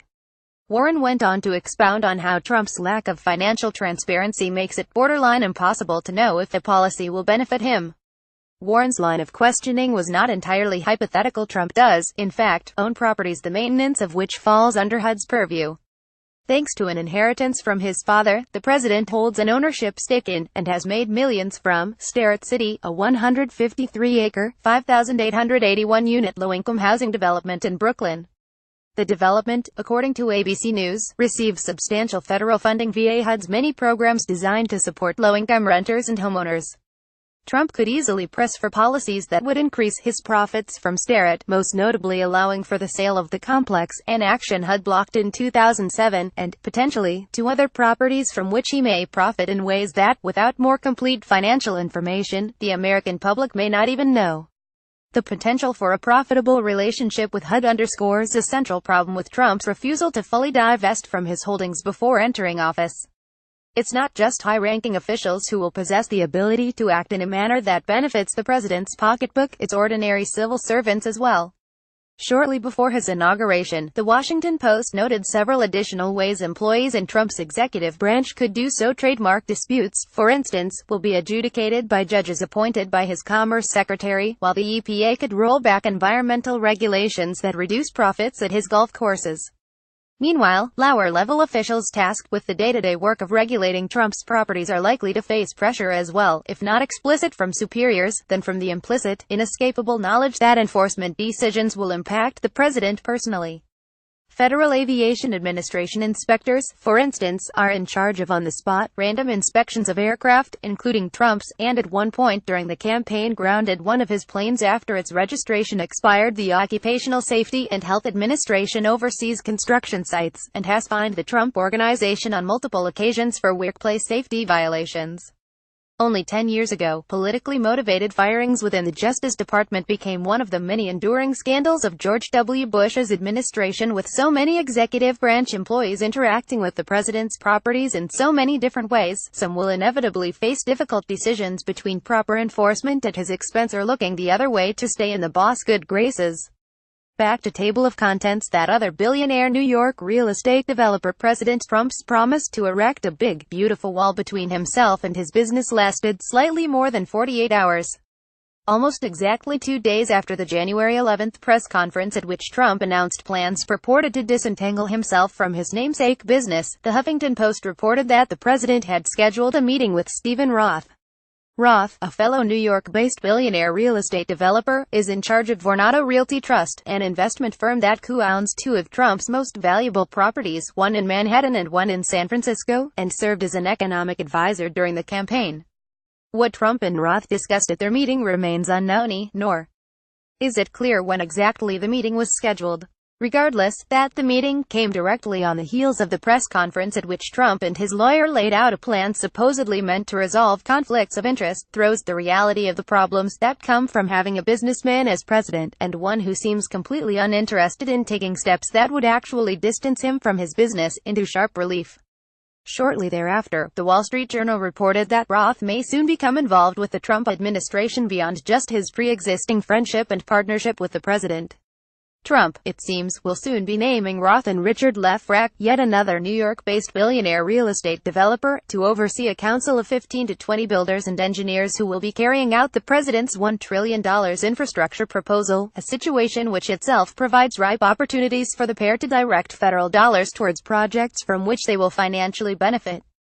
This news comes on top of a December report in The Washington Post that Roth's firm had put in a bid to rebuild the FBI's headquarters, a deal that could be worth as much as $2 billion.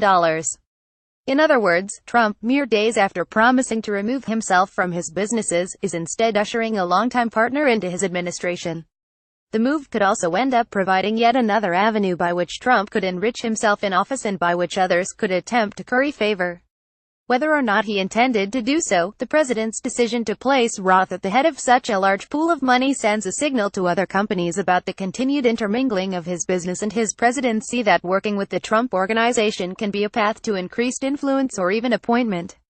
And though Trump claims that he will no longer be involved in day-to-day operations, he will be actively profiting off from the company, meaning that he will be personally making money off of the attempts of others to gain influence over American public policy. Back to table of contents. Those Indonesian politicians, despite President Trump's assurance that he has stopped pursuing deals since the election, his namesake organization apparently moved forward with a pair of projects in Indonesia. According to the New York Times, the two properties that will bear the Trump name, one overlooking a Hindu temple in Bali and the other abutting a theme park in West Java, presented ethical problems even before the election. To begin with, through his Indonesian partner on the projects, the billionaire media mogul Hari Tanu Suwatabio, known in Indonesia as Hari Tano, Trump has forged relationships with several top Indonesian politicians. One such leader is Setia Novanto, the Speaker of the country's House of Representatives, who temporarily lost his post for trying to extort $4 billion from the American mining company Freeport-McMoRan, a company which counts Carl Icahn, who will be serving as a special advisor in Trump's administration, among its largest shareholders, and which has been frequently criticized by labor advocates and environmentalists.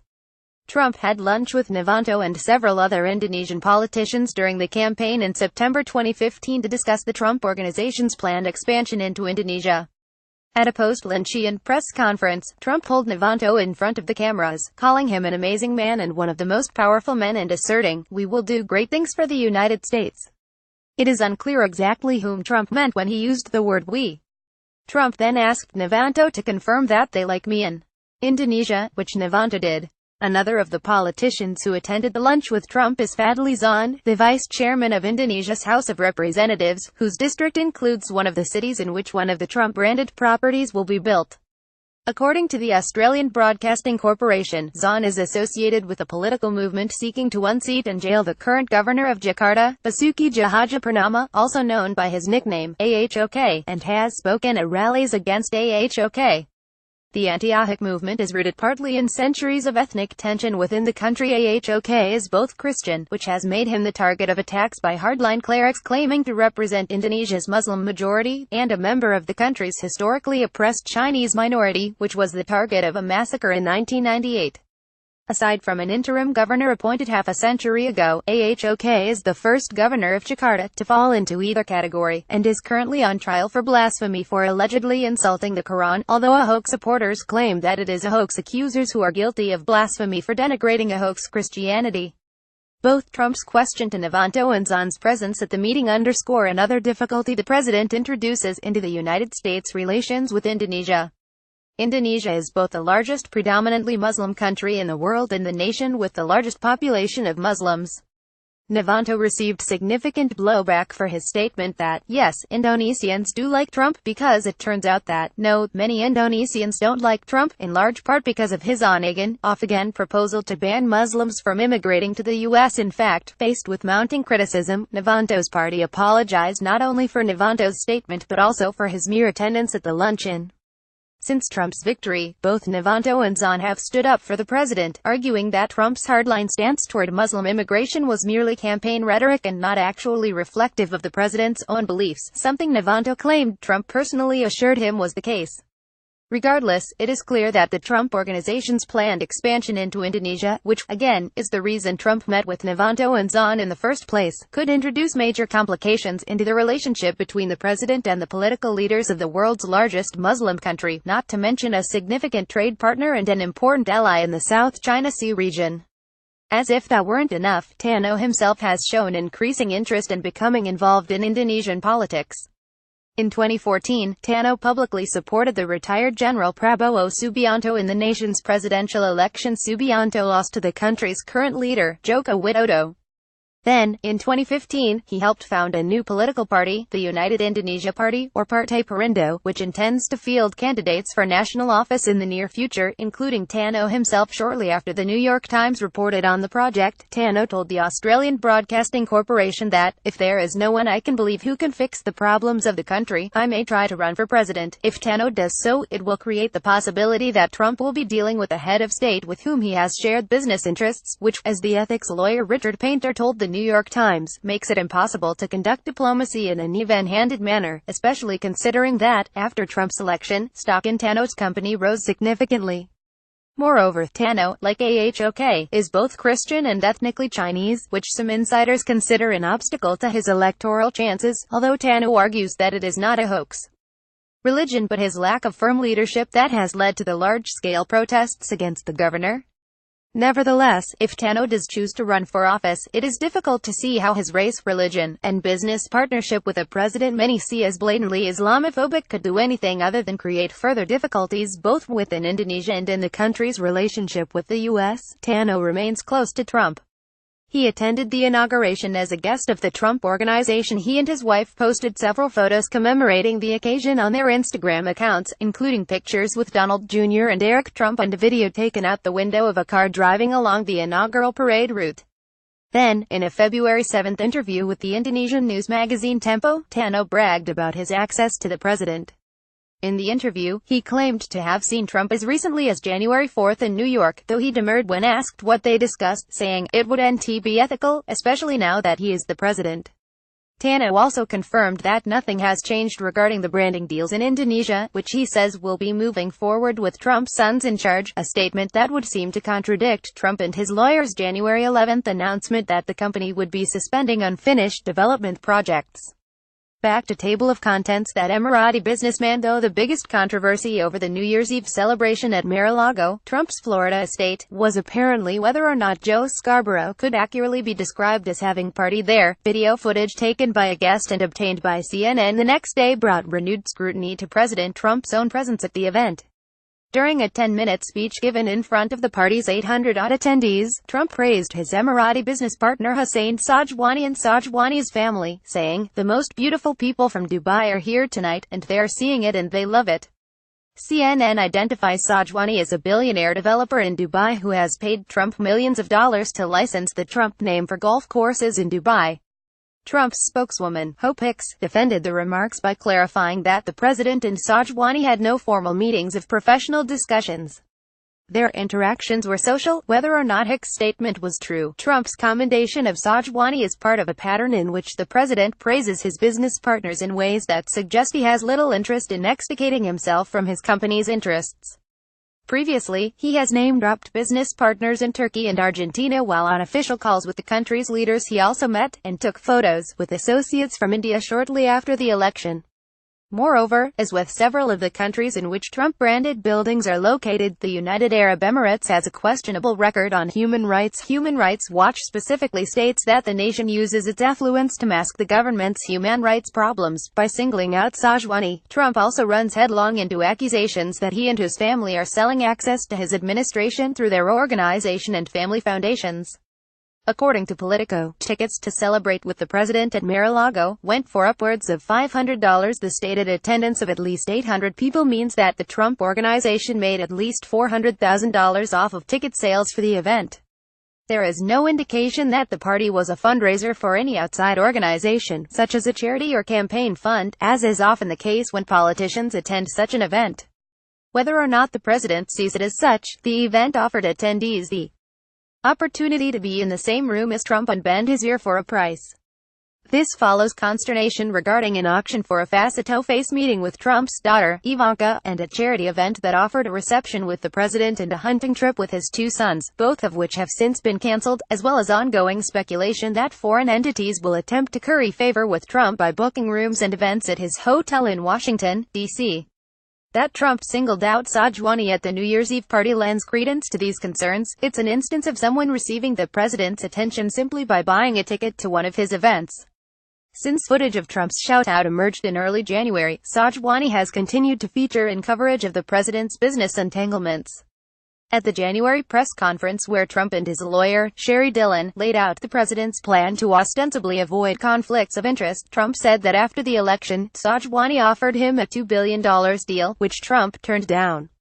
Rather than acknowledge that being offered billions of dollars from a foreign businessman constitutes a conflict of interest, Trump presented his decision not to accept as an example of his magnanimity, saying, "I didn't have to turn it down, because as you know, I have a no-conflict situation because I'm president.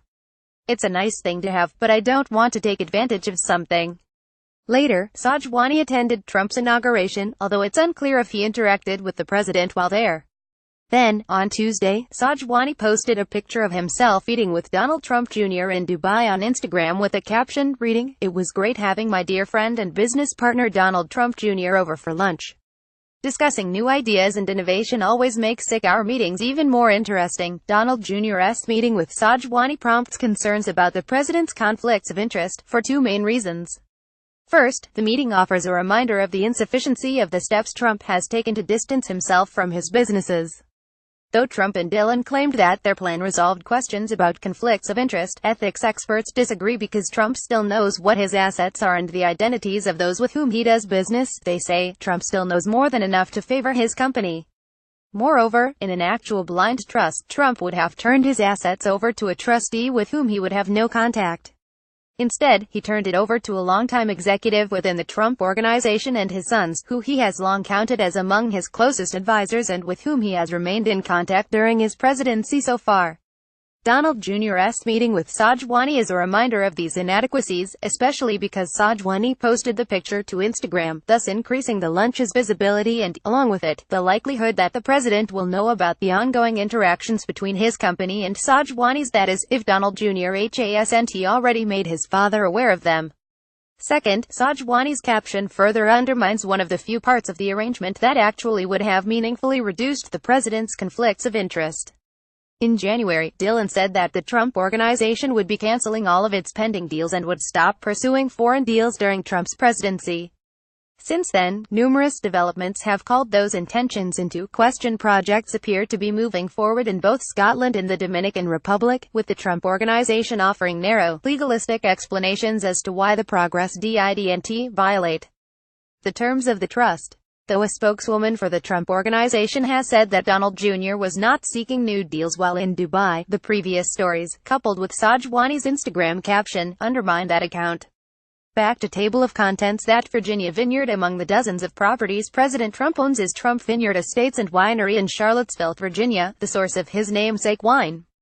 On December 23, the property requested temporary H-2A visas for 6 foreign workers, according to the Washington Post. On February 17, BuzzFeed reported an additional request that upped the total to 29. The visas, which are administered by the Citizenship and Immigration Services wing of the Department of Homeland Security, allow businesses to temporarily hire foreign, unskilled workers provided that the employer proves that there are not enough domestic candidates to fulfill a one-time or seasonal shortage and that the hiring will not depress wages for U.S.-born employees. Trump, of course, appointed the current Secretary of Homeland Security, which gives Trump authority over the very department responsible for deciding whether to grant the visas that the Vineyard has requested. His choice for the position, the retired General John Kelly, has a relatively scant track record when it comes to immigration, leaving open the question of how much influence Trump himself will have over the DHS's policy on the matter. On top of the fact that Trump will soon be able to influence the outcome of the request, that his organization has continued to request visas after his election underscores a tension in the president's stance on immigration. From the moment that he announced that he would be running for president, Trump made antagonism toward immigration the central aspect of his campaign, arguing that both legal and illegal immigrants are taking jobs that should be filled by native-born Americans and depressing wages for others. Though he did not specifically single out the H-2B visa, the president has on multiple occasions spoken critically about the H-1B program, which enables employers to temporarily hire foreign workers for skilled jobs like those in the tech industry. But the Trump Organization has long been a beneficiary of immigrant labor. For example, according to a Reuters report from August 2015, 9 companies of which Trump is the majority owner have requested at least 1,100 foreign visas since 2000. The majority of these requests were from Trump's Mar-a-Lago club in Florida, which has requested at least 787 foreign visas since 2006, including 70 applications in 2015. Meanwhile, the New York Times reported that, since 2010, only 17 of the nearly 300 domestic applicants for positions at the Mar-a-Lago have been hired. The Trump Organization also famously may have benefited from illegal immigration. There is significant evidence that many of the Polish construction workers at the Trump Tower construction site in New York in 1980 were in the country illegally. In other words, Trump's track record includes not just taking advantage of the very visa process he claims to abhor but also actually subverting existing law for his own profit. Now, by applying for visas for his vineyard, Trump is signaling that he expects that his business will continue to be able to profit from one of the very immigration programs he continually denounces. Back to table of contents. That Las Vegas labor dispute. On top of owning various properties and enterprises, Trump and his company employ roughly 34,000 people, according to an analysis by CNN.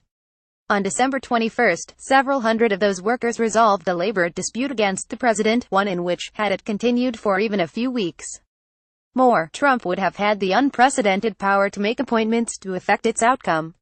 Here's the situation. In October 2015, several hundred employees, primarily housekeeping staff, at the Trump International Hotel in Las Vegas voted to join the local branch of the Culinary Workers Union.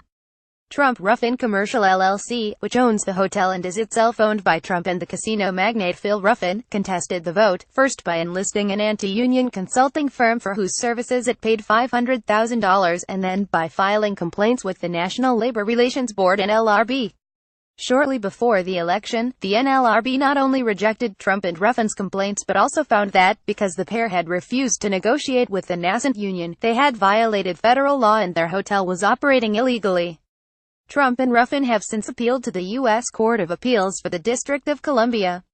On December 21, more than a year after the hotel's workers first voted to join the union, the workers announced that they arrived at their first collectively bargained contract, achieved, according to an employee quoted in Think Progress, despite significant pressure from ownership that attempting to unionize would cost workers their jobs. According to the union, the new agreement will provide the employees with annual wage increases, a pension, family health care, and job security comparable to that of other Las Vegas hotels.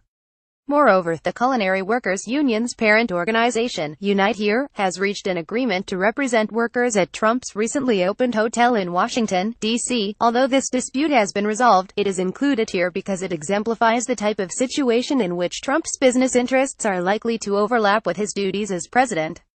Trump will be tasked with appointing members to fill current openings on the NLRB, the very body that ruled against him shortly before the election, and will be tasked with resolving any future disputes between the hotel's owners and its employees. Moreover, as Slate noted, the Chief Justice of the D.C. Court of Appeals is none other than Merrick Garland, whose nomination to the Supreme Court has spent months languishing in the Republican-controlled Congress and was withdrawn once Trump became president. Finally, if disputes of this nature go beyond the Court of Appeals, the case would go to the Supreme Court, to which Trump will be appointing a justice, which is expected to tip the balance decisively in a more conservative and likely anti-union direction. In other words, no matter how far up the chain future disputes of this nature go, Trump's presidency will give him new power to influence the results. Back to table of contents. That Kuwaiti event. According to an anonymous source and documents obtained by Think Progress, representatives from the Trump Organization pressured the ambassador of Kuwait to hold its embassy's annual celebration of the country's independence at the Trump International Hotel in Washington, D.C. The event, held annually on February 25, was originally scheduled to take place at the Four Seasons Hotel in Georgetown. The location was allegedly changed after members of the Trump Organization contacted the country's ambassador. Think Progress source described the decision as political, suggesting that the embassy chose to relocate the event in an effort to curry favor with the president. The Kuwaiti ambassador has since disputed the report, telling the Washington Post that he had not been contacted by the Trump Organization and that the move was solely done with the intention of providing our guests with a new venue. If Think Progress account is correct, Kuwait's decision represents an escalation of a situation that has been developing since Trump's election. The Trump International Hotel has been the subject of continual scrutiny for the conflict of interest it poses, in part because its lease explicitly bars elected officials from holding it, but mainly because Trump's ownership of the hotel will almost definitely result in a violation of the Emoluments Clause, which prohibits the president from receiving payments from foreign powers, something that will arguably be happening anytime a foreign government books a room at the hotel. Already, the hotel has begun advertising itself as a destination for diplomats and dignitaries, and the embassies of Azerbaijan and Bahrain have both scheduled events in the building. However, before the Think Progress report, there was no evidence that the Trump Organization had individually reached out to a foreign government in hopes of getting it to relocate an event to the hotel. Back to table of contents. Those certificates of divestiture. In addition to the many possibilities for President Trump to pursue his financial interests in office, the unique makeup of his cabinet also creates a new set of financial motivations. While Trump's own fortune automatically makes his administration the wealthiest in history, he has also surrounded himself with an unprecedented collection of billionaires and multimillionaires whose investments are likely to also come under scrutiny. Unlike the president himself, those who are up for Trump's cabinet, such as his proposed Secretary of the Treasury Steven Mnuchin and Secretary of Education Betsy DeVos, will be legally obligated to divest from any holdings which may pose a conflict of interest. However, as the Washington Post noted, even selling off their holdings offers an opportunity for Trump's cabinet members to enhance their fortunes. A federal program known as a Certificate of Divestiture allows executive branch appointees and employees to avoid capital gains taxes when selling their assets.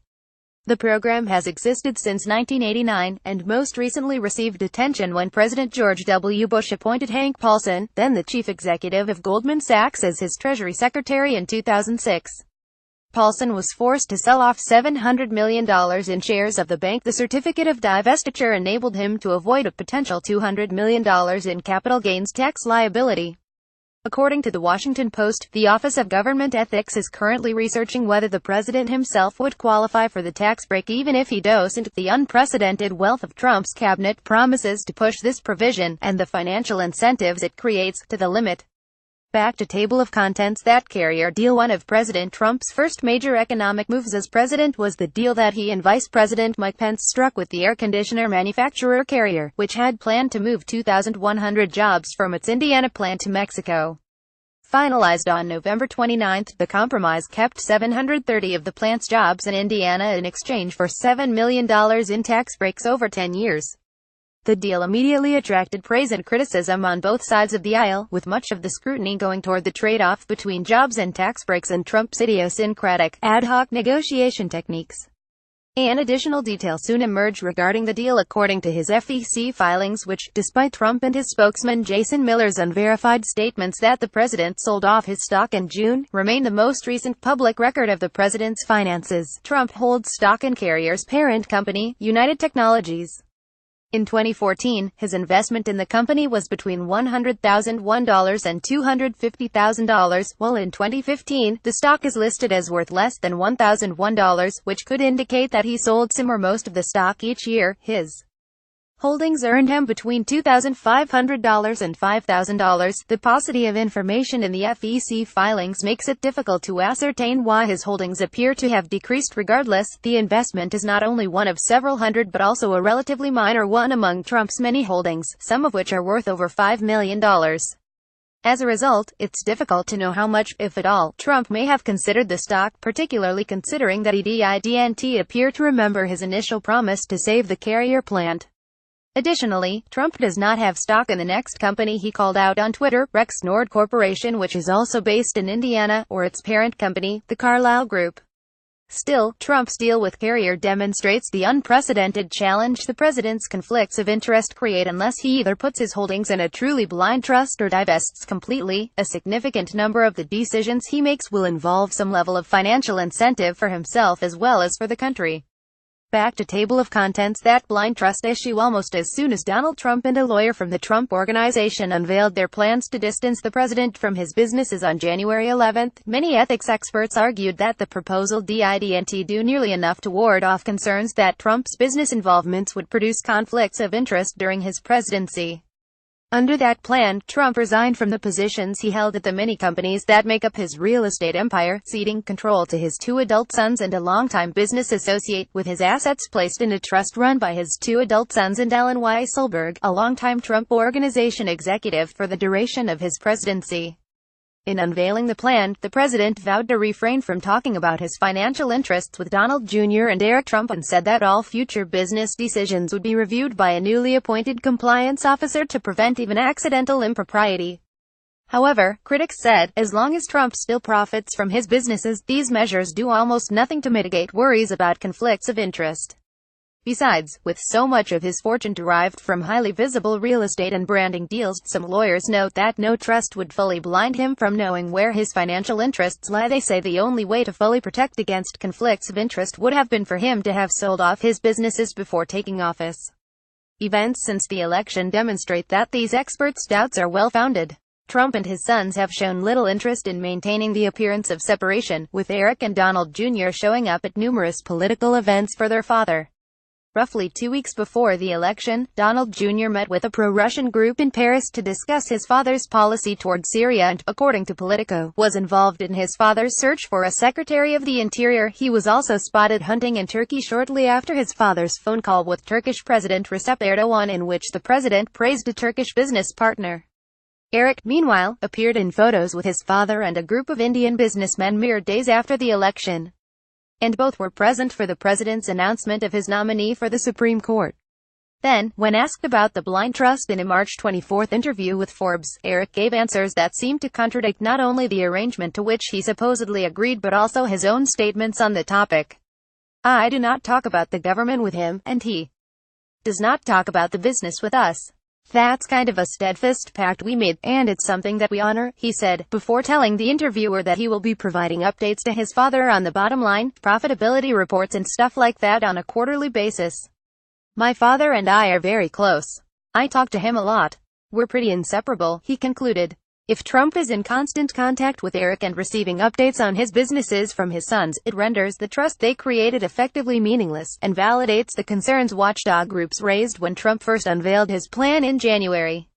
After Eric Trump made those comments to Forbes, other holes in Trump's plan have come to light.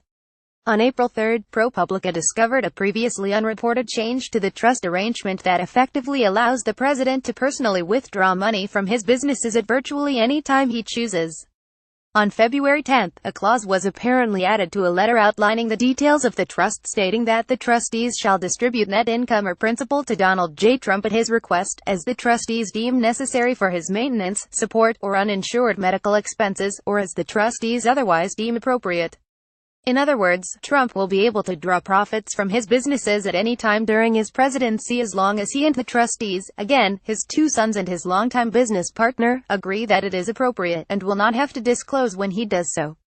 This goes directly against the purpose of a blind trust, which in this case would be to distance Trump from his sources of income in an attempt to get rid of his incentive, or even ability, to consciously act in his own financial interest. So far, the plan unveiled in January appears to be as inadequate as many ethics experts had feared. Finally, removing himself from day-to-day operations will do little to change the fact that Trump will retain substantive knowledge of the illiquid assets involved in his business, such as the numerous buildings and other products that bear his name, especially if he remains in frequent contact with his children. Even assuming that Trump does separate himself from any consideration of his holdings, his children will still likely be major players in the family's organization, which will still bear at least the Trump name, arguably one of their most valuable properties, as much of the family's wealth derives from licensing the name to third-party companies. Given the family's oft-touted brand consciousness, Ivanka, for example, briefly appeared to be distancing herself from the campaign, and several properties considered rebranding under the name sign when it appeared Trump would lose. The situation epitomizes the way Trump's, and his family's, business interests may very well prove inextricable from his actions as president. Back to table of contents. Those Fannie and Freddie investments. After railing against elites during the campaign, Trump has so far stocked his prospective cabinet with an array of billionaires whose policy positions seem likely to significantly benefit those who are also doing very well. Trump's putative Treasury Secretary, Steven Mnuchin, is no exception. His resume includes stints as a banker at Goldman Sachs, a Hollywood producer, and the operator of a bank that has been described as a foreclosure machine and once foreclosed on a homeowner over a 27-cent discrepancy. One of Mnuchin's apparent beliefs is that the government should cede control of the mortgage guarantors Fannie Mae and Freddie Mac, which the government acquired during the 2008 financial crisis. The two financial institutions' stocks rose by more than 40% after Mnuchin stated that he believes the Trump administration will get it done reasonably fast. Doing so would be broadly compatible with Trump's general antipathy toward regulation of the banking industry. However, the Wall Street Journal identified an additional wrinkle to the story when Fannie Mae and Freddie Mac's stocks rose. One major beneficiary was John Paulson, an advisor to the Trump campaign and a business partner of Mnuchin's. Paulson's hedge funds include significant investments in both Fannie and Freddie. Trump himself has invested between $3 million and $5 million across three of Paulson's funds, according to his filings with the Federal Election Commission, which remain the only available window into the president's financial holdings. In other words, as Fannie Mae and Freddie Mac stock prices increase, and they have so far more than doubled since the election on the expectation that the incoming Trump administration will be more lenient toward the financial sector than Obama, Trump's portfolio benefits. Back to table of contents. That phone call with Taiwan. When news first emerged that the president spoke on the phone with Taiwanese President Tsai Ing-wen on December 2, the immediate reaction was uproar over his apparently impetuous breach of decades of U.S. protocol toward China and Taiwan.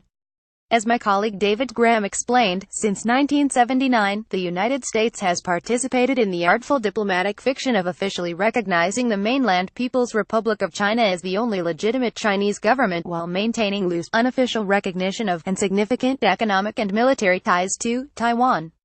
That Trump would speak to the president of Taiwan, especially before doing the same with Xi Jinping, the president of the PRC, flies in the face of a diplomatic tradition that has undergirded almost 40 years of U.S.-China relations. Amid the days of dissembling that followed the phone call, an additional worrisome detail came out at the time. The Trump Organization was apparently exploring expansion into Taiwan. Soon afterwards, the Trump Organization denied that it planned to do so. However, even before the controversy arose, the mayor of Taoyuan, Taiwan, the municipality in which the Trump Organization allegedly wants to build, described in a televised interview a meeting with a representative of the Trump Organization in September to discuss prospective real estate projects, and at least one Trump employee was found to have posted on Facebook that she was in Taiwan at the time on a business trip. Based on the January 11 announcement that the Trump Organization will be suspending its development plans and will not pursue foreign deals in office, it would appear that any movement on development in Taiwan is no longer on the table. The phone call, and the many statements that have followed, are of particular interest because of the extent to which they dovetail with some of the biggest concerns about Trump's approach toward governance. In the ensuing 48 hours, Republican officials offered several, sometimes entirely contradictory, explanations of what initially appeared to be an impulsive move by Trump depending on who is speaking. The phone call was actually initiated by Ing-wen, which, if technically true, ignores that it was Trump's staff who arranged the conversation, was just a courtesy, or manifested a policy shift weeks in the making, although, regardless, it was made without first consulting the White House or State Department. The defense of the move, and the questions it creates regarding conflicts of interest, have largely hinged on the belief that, since voters apparently don't mind, their reaction was overblown. On this issue, though, whether or not voters care is immaterial to the central question. The President of the United States breached decades of international protocol created to preserve a precarious balance of power.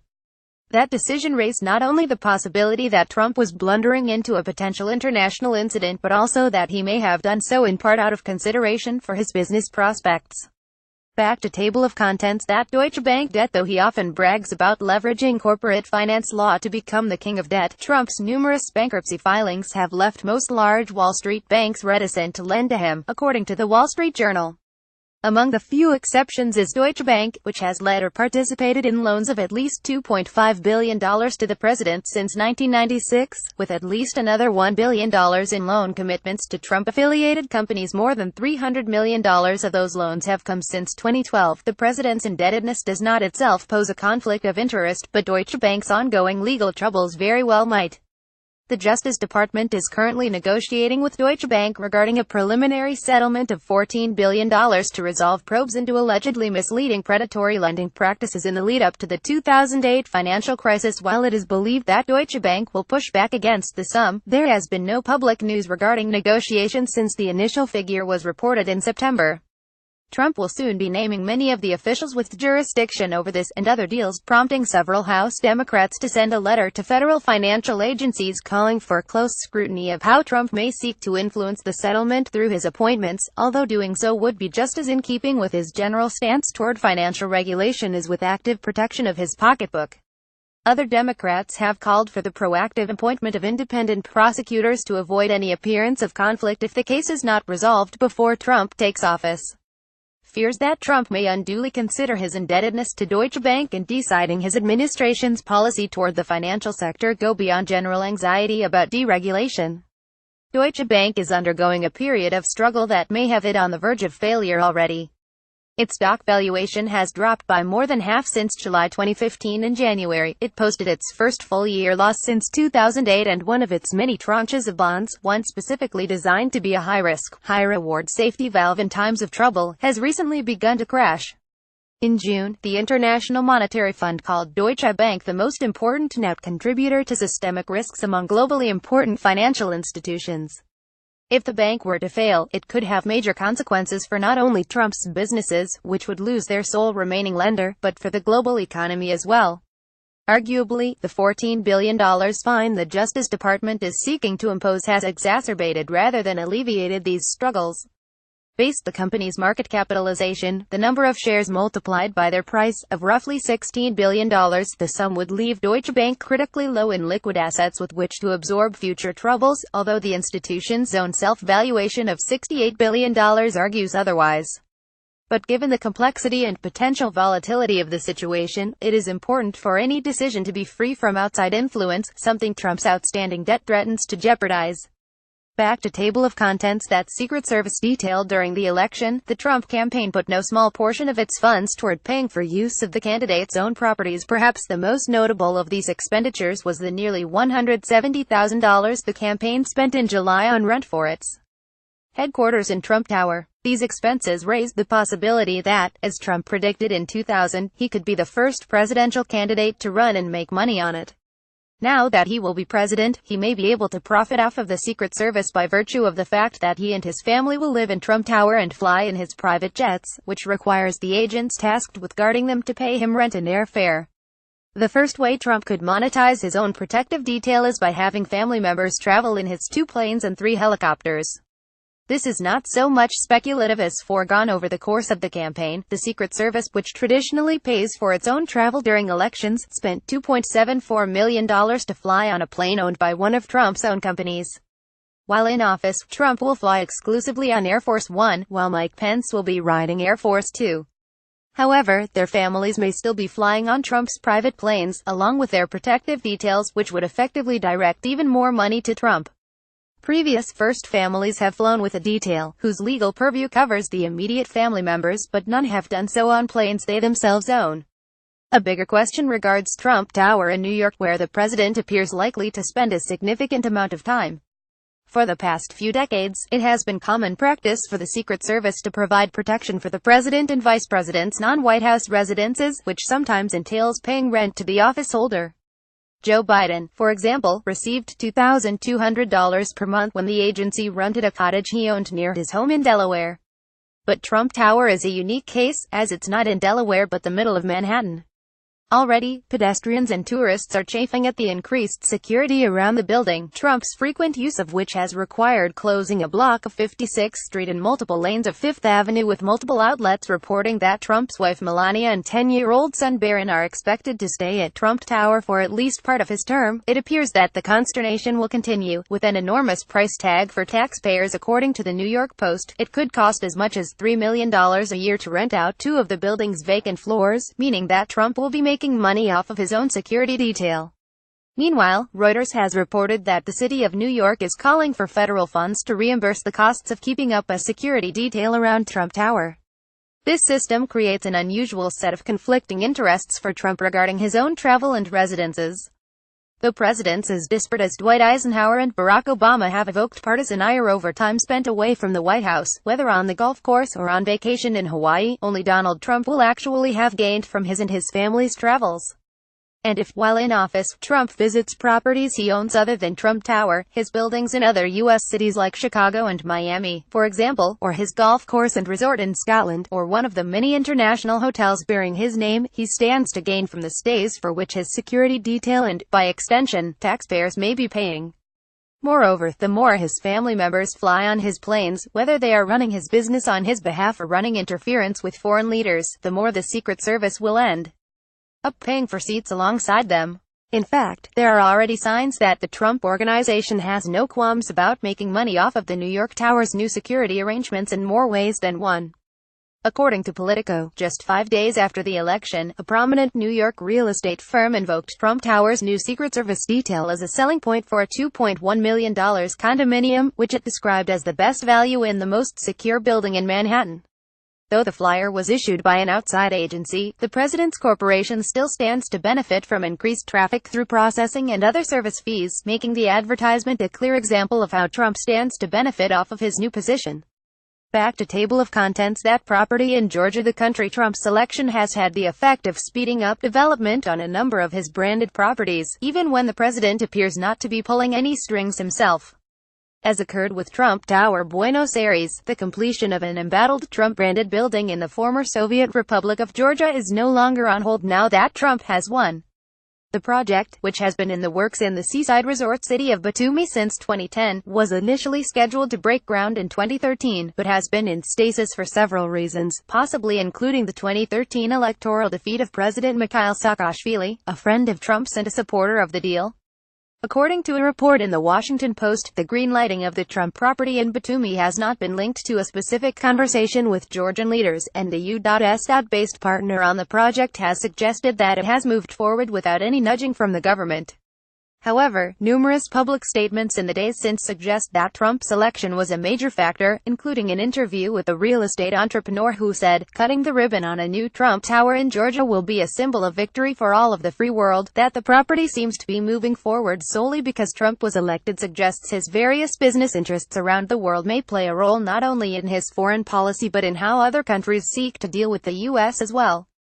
America's relationship with Georgia is largely shaped by concerns about Russian influence and potential aggression in the region, most recently manifested in Russia's 2008 seizure of two regions of Georgia, South Ossetia and Abkhazia. With controversy already swirling over Trump's admiration for Putin and Russia's alleged role in the U.S. election, some in the foreign policy community have expressed trepidation that Trump's potential deferential attitude toward Russia would prove deleterious for the continued independence of former satellite nations like Georgia. So, if Georgia has an ulterior motive behind the approval of Trump's property in Batumi, it would be to keep Russia's at bay and maintain the status quo in the region. According to Trump and his lawyer, as of January 11, the Trump Organization has suspended ongoing development projects and will no longer pursue deals in foreign countries. As the project in Batumi falls under both categories, the statement suggests that progress on the president's property in the city is no longer moving forward. Still, it's alarming that a country like Georgia may be giving Trump's businesses favorable treatment whether he asked for it or not in an attempt to influence his foreign policy. Back to table of contents. That phone call with Erdogan. One of the worries regarding Trump's many conflicts of interest is that they may influence policy towards countries whose relationships with the U.S. are currently strained. Such is the case with Turkey, whose president, Recep Erdogan, has been cracking down significantly on civil liberties and democratic institutions within the country after a failed coup last summer. Though Turkey has in the past been a vital U.S. ally as a bulwark against Islamic terror, Erdogan's authoritarian turn and combative stance toward Europe have led to some re-evaluation of that relationship. Thus, it was troubling news that when Erdogan phoned Trump shortly after the election, it was one of the first calls Trump received after his victory. Trump used the opportunity to plug his business partners in Istanbul. According to the Huffington Post, while on the line with Erdogan, Trump relayed praise for the leader from Mehmet Ali Alsundag, whose father-in-law, Aydin Dogan, owns the holding company that operates the Trump Towers in Istanbul.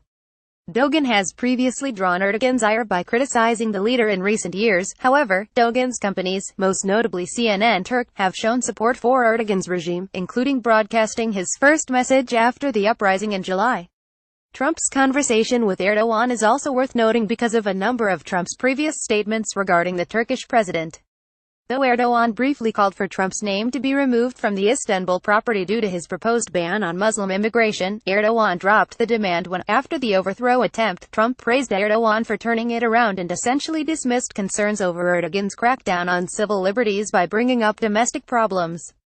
Michael Flynn, who was recently named Trump's national security advisor, wrote an Election Day op-ed in The Hill arguing against offering asylum to a Muslim cleric whom Erdogan has accused of orchestrating the uprising, which some have interpreted as a diplomatic overture. Erdogan has also bristled at post-election protests in the U.S. and the description of both himself and Trump as part of a ring of autocrats. That the two are now talking about their country's relationship as in the same conversation as Trump's business interests further complicates Trump's strangely effusive comments about Erdogan. It's worth noting that Trump himself considers his hotel in Istanbul a potential conflict of interest.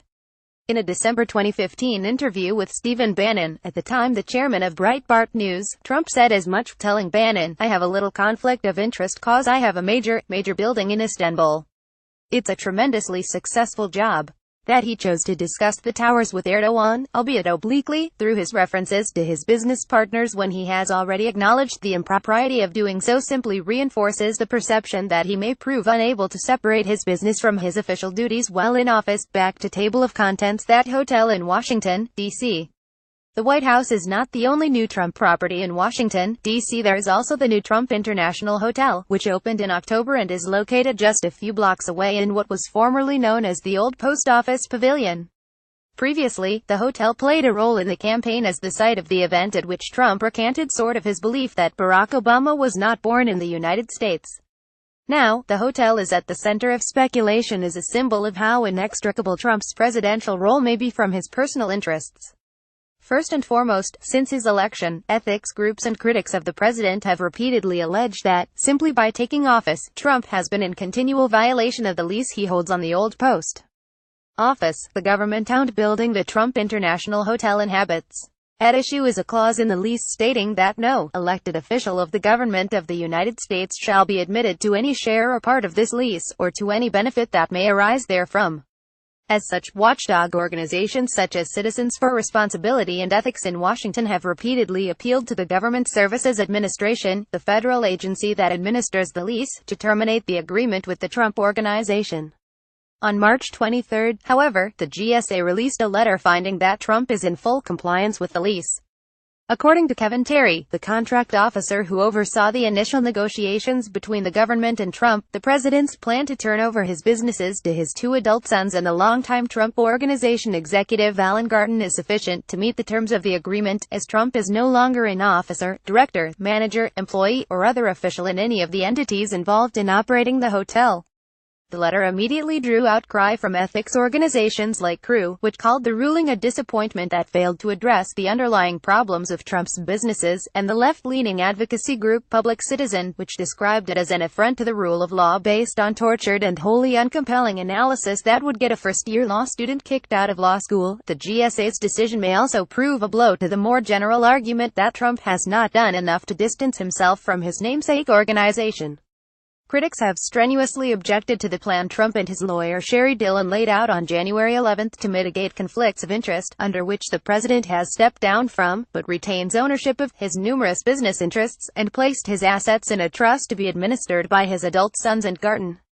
His opponents maintain that, because Trump still has significant knowledge of his business interests and will still be benefiting from them, and because he has put in place few real barriers between himself and his sons, there is still ample opportunity for outside actors to seek to influence the president's decisions by patronizing his companies. Though the letter from the GSA discusses only the Trump International Hotel and not the legality of the overall arrangement, it is nonetheless a decidedly favorable outcome for Trump in the first legal challenge over his conflicts of interest. As if its location didn't pose enough of an ethical question, the hotel has already hosted at least one promotional event specifically aimed at enticing foreign diplomats to stay at the establishment while in town on official state business. On the one hand, direct influence will likely be difficult to prove. The establishment is, after all, a five-star hotel that would have been likely to attract high-class clientele even if Trump had lost the election, a fact to which Trump and those who surround him may well point in order to maintain a patina of respectability around their dealings. Still, the meeting's proximity to the election reinforces that it will be worth watching the comings and goings at the hotel closely for signs that Trump, who so often accused his opponent, often without evidence of pay-for-play, may be using his position as president to promote his businesses. Trump himself acknowledged that his presidency is likely to increase traffic to his Washington, D.C. property. Speaking to the New York Times, the president noted that the property is probably a more valuable asset than it was before and that his brand is hotter since the election. However, he went on to insist that there was nothing even potentially problematic about his unprecedented situation and that he sees no reason why he couldn't run both the presidency and his business without conflict. Multiple events since the election have made Trump's lease on the hotel a central focus of discussions of his conflicts of interest, including among Democrats in the House. On November 29, Bahrain, a country whose donations to the Clinton Foundation Trump and his campaign decried during the campaign, announced that it would be celebrating the anniversary of its king's ascension to the throne at the hotel. Other events announced since the election include a Hanukkah celebration co-hosted by the Embassy of Azerbaijan and the Conference of Presidents of major American Jewish organizations, and a reception for the conservative think tank the Heritage Foundation featuring Vice President Mike Pence as its keynote speaker. Nor did the string of bookings by international entities end after Trump's inauguration on February 9. Politico reported that a lobbying group with connections to the government of Saudi Arabia had booked a 4-day stay at the hotel in Washington, D.C. And on March 13, the Daily Caller reported that the Turkish-American Business Council will be co-hosting its annual conference at the Trump International Hotel after a 7-year run at the Ritz-Carlton. The latter announcement is especially notable because the organization's chairman, Ekrem Alptekin, is involved in another of the Trump administration's scandals. One of Alptekin's companies, the apparent shell company Anovo BV, paid $530,000 to the former National Security Advisor Michael Flynn to lobby on behalf of the Turkish government, which prompted Flynn to register as a foreign agent shortly after he was ousted from the Trump administration for lying about his contacts with Russian agents while a member of the president's transition team. Back to table of contents. That Argentinian office building. According to a report by the prominent Argentine journalist Jorge Lanata, the president's first phone call with his Argentine counterpart Mauricio Macri included a discussion of the permit issues currently holding up construction of a new Trump-branded office building in Buenos Aires. Both Macri and Trump quickly denied the report. According to a statement from the Embassy of Argentina, the subject both leaders talked about was the institutional relationship, and they briefly mentioned the personal relationship they have had for years. As summarized in a tweet storm here, Trump's relationship with Argentina's government and business elites, and the story so far on his property there, is already long and convoluted. The phone call with Macri was apparently set up through Felipe Ayala, one of Trump's longtime associates whose company, YY Development Group, is in charge of Trump Tower Buenos Aires. The day after the phone call, the Pan Am Post reported that YY Development Group had been approved to break ground in June 2017. Evidence has since emerged that the permitting process is not, in fact, finished, although Trump's business associates are moving ahead as though it is. Based on the information at the president's January 11 press conference, it appears that the properties in Argentina, as both ongoing development projects and deals in a foreign country, is no longer moving forward. Nevertheless, the questionable circumstances under which it did so in the immediate aftermath of the election demonstrates just how many avenues there are for Trump's conflicts of interest to interfere with governance around the world. Back to table of contents. Those companies in Saudi Arabia. Even as Trump was running for president, his company was continuing to operate and open new properties. While the most memorable openings may have been that of his hotel in Washington, D.C., and his golf course in Turnberry, Scotland. The Trump Organization was continuing to work on projects in other countries, including, according to a report The Washington Post, registering 8 new companies in Saudi Arabia during the 16-month campaign. The organization's endeavors in Saudi Arabia are notable not only because they may further complicate the shaky relationship between the U.S. and an oil-rich Gulf state notorious for human rights abuses, but also because of how they relate to Trump's campaign rhetoric. One of his criticisms of Hillary Clinton was that her charitable foundation had accepted donations from governments with questionable records on human rights, most notably Qatar and Saudi Arabia, always with the implication or direct accusation that they were doing so to curry favor with Clinton when she was Secretary of State. That Trump was continuing to level this criticism while his namesake organization was actively pursuing new projects in Saudi Arabia not only bodes ill for his ability to separate his personal and presidential interests but also further calls into question the honesty and transparency of his campaign. Back to table of contents. That British wind farm. As he indicated when he stopped there during the campaign, President Trump takes enormous pride in his recently opened golf course in Turnberry, Scotland. The day after the British public voted for Brexit, over intense Scottish opposition, Trump spoke at the property's opening, proudly touting how the decision's deflationary effect on the pound would benefit his business. However, Trump also has a second golf course in Aberdeen, where it appears Trump has attempted to intercede in the interest of his own pocketbook. According to the New York Times, Trump had a post-election meeting with Nigel Farage in which he encouraged Mr. Farage and his entourage to oppose the kind of offshore wind farms that Mr. Trump believes will mar the pristine view from one of his 2 Scottish golf courses.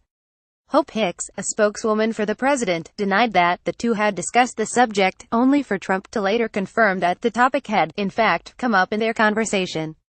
This entry originally misstated that Trump intervened at Turnberry, his other golf course in Scotland. We regret the error. Back to table of contents. Those Indian business partners at didn't take long after the election for President Trump to be seen in public with international business partners. According to a November 19 article in the New York Times, Trump took a break from his transition schedule to meet with 3 Indian real estate executives who are currently building a Trump-branded apartment complex in Mumbai. According to both Trump and the Indian businessmen, the meeting was essentially congratulatory in nature. A picture posted by one of the executives on Twitter shows the 4 men smiling broadly and giving a thumbs up to the camera. However, that the meeting happened in the first place suggests that Trump does not currently have any qualms about forestalling official state business for personal business. On top of that, the meeting raises questions in the blind trust realm as well. The president himself was not the only member of his family there. 2 Facebook photos show that Ivanka and Eric Trump both attended the meeting as well. Their presence serves as a reminder that their father seems so far uninterested in maintaining even the nominal separation between himself and his assets that he repeatedly said he would create during the campaign. Back to table of contents. That envoy from the Philippines, one leader with whom Trump already has an advantage over President Obama, is Rodrigo Duterte.